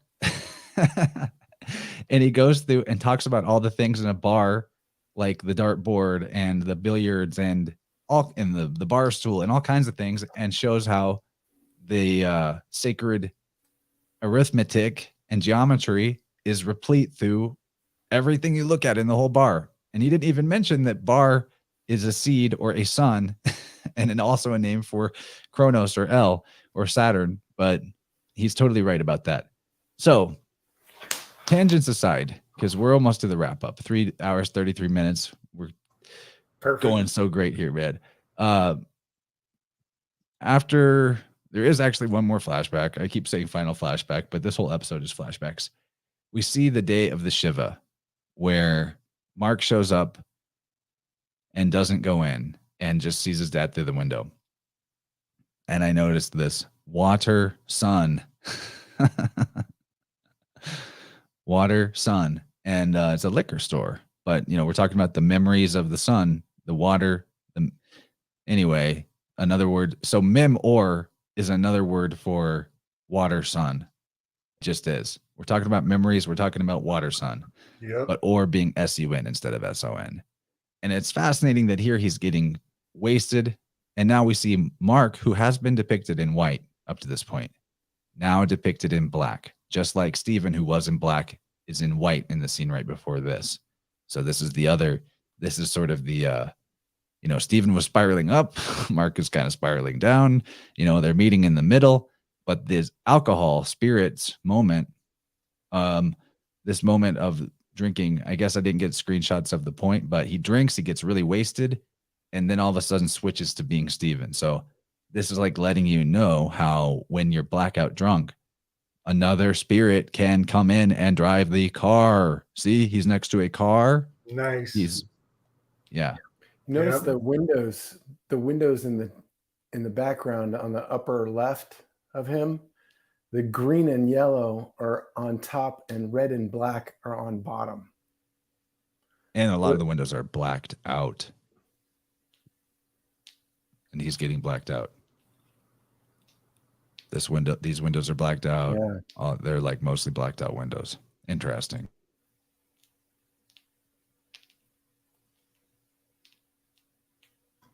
Nice catch. Then they have this moment of integration. Stephen tells Mark, "It isn't your fault." Seems like I was muted there. I don't know how long I was muted. Was it a long time? Just a second? Just a second. Okay, tight. Yeah, go ahead. This is the unmaking of the opening line. This is reversing that maternal trauma from the very beginning. This is all your fault. And now he's finally telling himself, it wasn't your fault. This is self-forgiveness. Exactly. That's what integration really is. Yeah. Amazing. So I like this aspect of the show, actually. There's things to like about this show. Oh, yeah. I guess I forgot it until now, but one thing about that opening line, "This is all your fault," it makes me think of, part of theosophy and, Blavatsky's perspective is it has a false premise, I believe. And that is, she believes that people choose their lot in life, and that we chose to be here. We made some spiritual contract before we got here, and therefore you should just accept what you have and not try to, it's almost like a defeatist spiritual mentality. And I see it weaponized and harnessed and used to justify a caste system, all cross-culturally. And I think that's just a very important thing to keep in mind You know, we probably did have some sort of soul contract when we came here, but you can't blame your situations now on what happened back then, and it definitely should not be used to justify having such a classist, you know, disparity of income in all across the world. Because You guys keep holding it down. I drank too much water, and we've been here 4 hours. I'll be right back. But I could make it, and I probably could, but I would rather be comfortable for the cruise out. For sure. But yeah, and Theosophy is it's an official religion of the United Nations. You know, they've got that Lucius Trust where they're Lucian us. Trust me. Isn't that amazing? God, the more rocks we pick up, the more we find. Like, the more we keep digging at this stuff, the more we keep learn. I mean, we're teaching each other, but like, this is like an exponential growth in the last year or whatever, however long it's been that we've been doing this stuff. Which is yielding some amazing things. Like, Gabe, you're next, by the way. These will be yours next, buddy. But the more I give these away, the more I find them. This is the weird thing, that the less I search these out, the more they come to me. Like, it's this weird thing of flow, exercise in flow, where we give things away, but the more we give away, the more it comes back, you know? So I'm able to give it away. So yeah, my wife found 61 of these under a bush yesterday. Like, flipped me out, bro. Wow. Look at that's a ton. Oh God, I can't even lift it right here. Oh my gosh. I leave for 1 minute and Gordy's already whipping his balls out. That's what I do. That's awesome, Gordy. That's super cool. I love that. You next, buddy. Okay, all right. I love the clip of you summoning the lightning. That was freaking awesome. It's so awesome. I love that. I guess I missed that. It's fucking magic and shit up in here. Your name is actually Thordy, or what? Dude, yeah. Authority. He's got the authority to bring down the lightning. That were these particular ones, and you could feel them. You can feel, you know, they'll do what they want, and once you ask them a question, like at that moment, they went together, and it's crazy. So I want as many of you people to mess with them as possible, so you can tell me what your freaky experience is with it, because Cheney's got them now, and a bunch of us in the groups are messing with these, and I want as many of you guys to have them as possible, because we're going to be doing cool stuff. I'm getting us way off. I'm sorry. I was filling time. It's all good. I'm gonna go hit the resh. Yeah, we just apparently needed quite a little break. Should have maybe taken an intermission, but this has been so good. So good. And yeah, I use your shaman balls that you sent me in tuning sessions. Do you want to know how I use them? In the testicles? Yes. Yeah. Like I build a body out of crystals. And I mean, it doesn't matter. Females have gonads too, right? They're just internal. So I build I use selenite for the main trunk of the body and the legs and the arms, but I also have different crystals for each chakra center and candles. And then right under the root crystal and candle, I put the masculine and feminine balls right there. I don't know. Seems like a good way to use it. It works. It totally works. I know Lindsay uses them too. I'm not sure exactly how, but she uses them in her ceremony too. So I am wanting as many people as possible to integrate whatever you want to call it, magic, nature, getting grounding. That's the big thing about these is that I felt is they're a grounding tool and an intuition tool, it just, I'm learning from it as you guys are learning from it. So anyway, testes. Let's bring it home, guys. Yeah. Not far now. We're almost there. And thank you. Jen sent me the Gordy lightning clip. That is awesome. That's really cool. Summoning the thunder. So okay, on the boat, the scales never balanced, even though they integrated with each other. So that is foreshadowing that there's still something going on unbalanced in there, which would be the Jake character, I assume. It has not been found. There's still some hidden shadow in the darkness. And so the zombies from the duet come to drag away Mark and Steven. And they get into a fight. Just kind of an action scene. Steven realizes that he has all of Mark's fighting skills. And so he fights for Mark and ends up sacrificing himself and falling off the boat into the duet, turning into a pillar of salt. Any commentary before we jump to the final scene here? He sacrifices the life of the truth. Yeah. That's true. And it's also like, you know, he accepts that his mother is dead and Steven is the identity that's attached to the mother and the feminine side. And so, you know, that side of him bites the dust, metaphorically. He also he becomes a graven image. And theoretically, if he is a replacement for his brother who died at an early age, here we can kind of see that maybe Steven was like Ro all along, that maybe Steven was the placenta all along. Just some thoughts on the fact that he becomes this graven image. Much like Lot's wife, who, by the way, never had a name.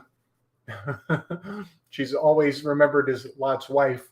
She becomes a statue. So there is that aspect that he's embodying the lost brother who gets sacrificed. So then he scales balance, and Mark all of a sudden finds himself, kind of reminds me of Gordy's balls over here. Mark finds himself in the field of reeds, which is the Egyptian, like, Elysium, you know, final destination of balanced and healthy souls, like a heaven realm. And, you know, we've talked about the field of reeds in previous conversations. Reed is an interesting word because you read a book, Bacchus being the Liber Pater, the free father. Liber is a book. Reed is also papyrus reeds are what books are written on in Egyptian.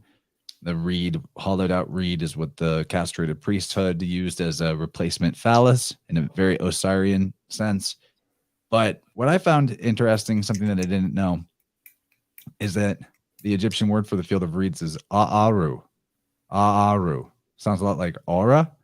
Sounds like or. It's got like the R in it of both the words river, Ari, and lion, which is Ari.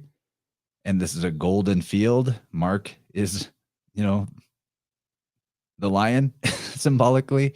Gold, or, AU, all of that is there. And, you know, that's kind of the conclusion moment here. Yeah, buddy. Yeah, man. So I sent you a quick graphic that corresponds with this, where, you know, we kind of see that the one brother just ended up getting the shit end of the stick, lost in the darkness there. And I guess Steven gets lost. So I'm just comparing this Elysium to the title of this episode is Asylum. Nice. And they're phonetic anagrams for each other. So the Steven becomes a mineral. He becomes a pillar of salt. And Mark gets elevated. He gets these light, fluffy, the wheat, the field of grain with the wheat. So in a very interesting way, Mark becomes the feather, like you said, the mark, the marked one, the scribe, and Stephen becomes the weighed down, earthly, mundane one, dropped down. So there's I am the what is it? I am the light and the way. The light and the way. One is light and one weighs down. And weigh wheat. Gabe, where did you get that the picture of that feather? Oh, it's just off of my emojis. It's in the animal. Oh wow, that looks just like the real thing. Holy cow. Gordy, put the balls in the other hand. See how I work out? I'm literally the scales. You're the light in the way, Gordy. There we go. That's great. You know, with the RL switch, Gordy is an anagram for godly. Awesome. And orgy. So. Oh, you had to go and freeze during the weighing ceremony. So they play a really beautiful song when the credits roll. It's a really beautiful song. It got stuck in my head for like 2 days. I was humming it to myself. Somewhere Over the Sun is a song. I misspoke. Más allá del sol? Yes, Más allá del sol, which means somewhere over the sun. And it's a quick one. I'll just rip through the lyrics real quick. In English, it's sung in Spanish. It's written by Juan Sebastian. And the lyrics are, above all things, I still have the strength to shout out that I love you. Above all things, because I love you. Above all things that have torn your soul up and makes me complain or regret, there's something clear or evident that I want the world to confirm it, that I love you. Somewhere over the sun and far away from my mistakes, I hope that no doubt could remain for them about that you are the greatest of all my loves. Above all things, even if you scatter the doubt in yourself, and this could sadden me, I dare to ensure you that our castle is not of sand. I love you for sure. Above all things, a truth emerges, a truth that sets me free. And this truth is sincere, real. Once you are packing up, keep it in your bag. The truth is that I love you. Somewhere over the sun, as far away from my mistakes, I hope that no doubt could remain for them about that you are the greatest of all my loves. Somewhere above the sun and far away from my mistakes, I hope that no doubt could remain for them about that you are the greatest of all my loves, the biggest and greatest, the greatest of all my loves. Interesting. No doubt. Doubt is the same as double. To be of two minds. D-O-U-B. That's awesome. I love that. And the lines that the translation that I read was a little bit different because it said beyond the sun, it was called. But that line, you're right. Like the two lines, a truth emerges that sets us free. And then this one says, and it is the net. Since you are packing, take it in your suitcase, the truth. Placenta. Big time. And then this is the whole that scene I just saw in my head when he was integrating. You could tell that that's what was happening. The whole integration that's happening, I'm sure globally. I hope globally. You know, people rejecting their cushy idea of the simulacrum. They're rejecting the idea of their simulation and accepting their own truth, the truth that maybe you gotta, and right. You know, you chose a mistake, but this is part of life's process, admitting our wrongs forgiving ourselves and moving forward from it. That's what's up, Gordy. That's what's up. So the fact that the artist who wrote the song, his name is Juan Sebastian, that hit a major chord in a very nefarious chord, because I do believe that that the Jesuits are what could be considered accelerationists. They want the revelation of the end times, the apocalypse. They want the prophecy to come true. They're, zealots. So we got the Juan on his name, and we got the Sebastian. And so I did a little printout. I shot it to you, Chance. It's in the telly. This is Saint Sebastian, who has very interesting echoes of Sabbatai Zeddy. And that is the fact, basically, that Saint Sebastian was martyred by archery, and he was bullheaded. He did not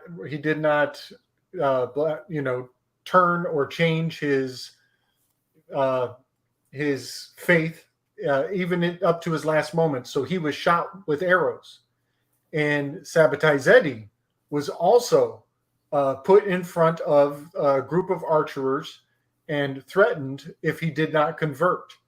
And the only difference is that Sabbatai Zeddy did convert. He became converted to Islam at the last moment.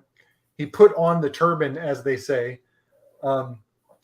And that's the myth. But I just think that it's quite profound that they echo each other. Sebastian, Sabbatai, they were both martyred. They both had the archery component.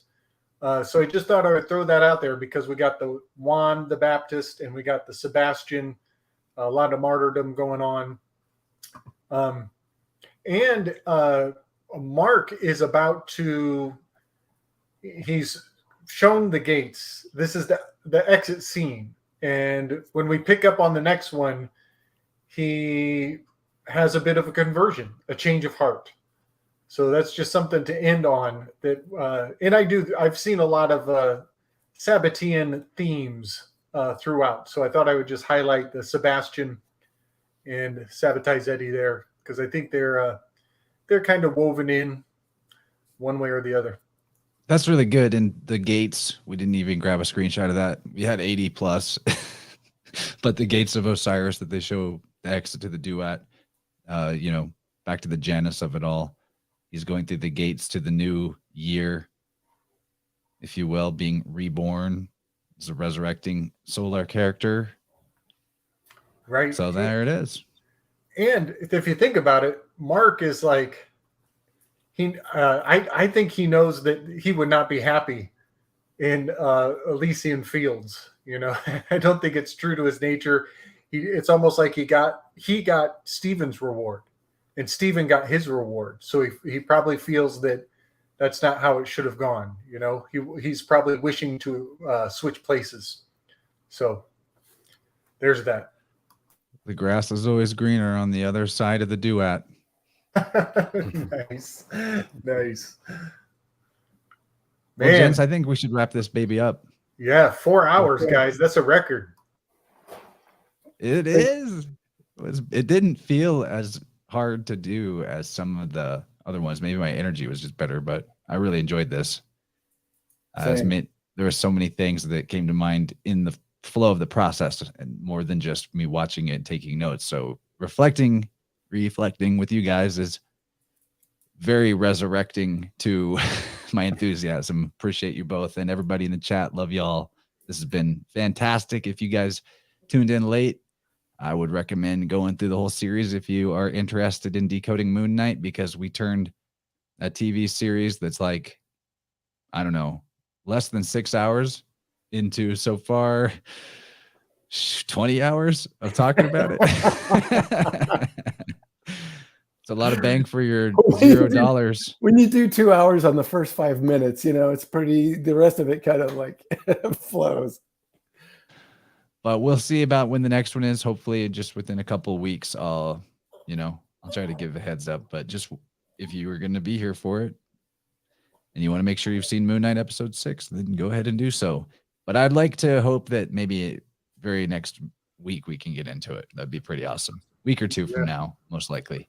Cool. That sounds good. All right, gonna cue the Sounds good, music. Everybody check out Slick Dissident on YouTube, Gordy Two Shoes on YouTube, the Telegram channels that both of these gentlemen have. You know, if you are looking for links to that, just check the show notes to this and join the InnerVerse Telegram channel and ask away and find who you want to hang out with and chat with. Hopefully all of us. And yeah, the people who were here from the beginning, big love, Stacy, Cozy, Jen, Nicholas, anybody I missed that was here from the very beginning. Thanks for taking this ride through the magical mystery tour of the Moon Knight duet. Amazing stuff. All right. Much love, everybody. Thank you. Night, night.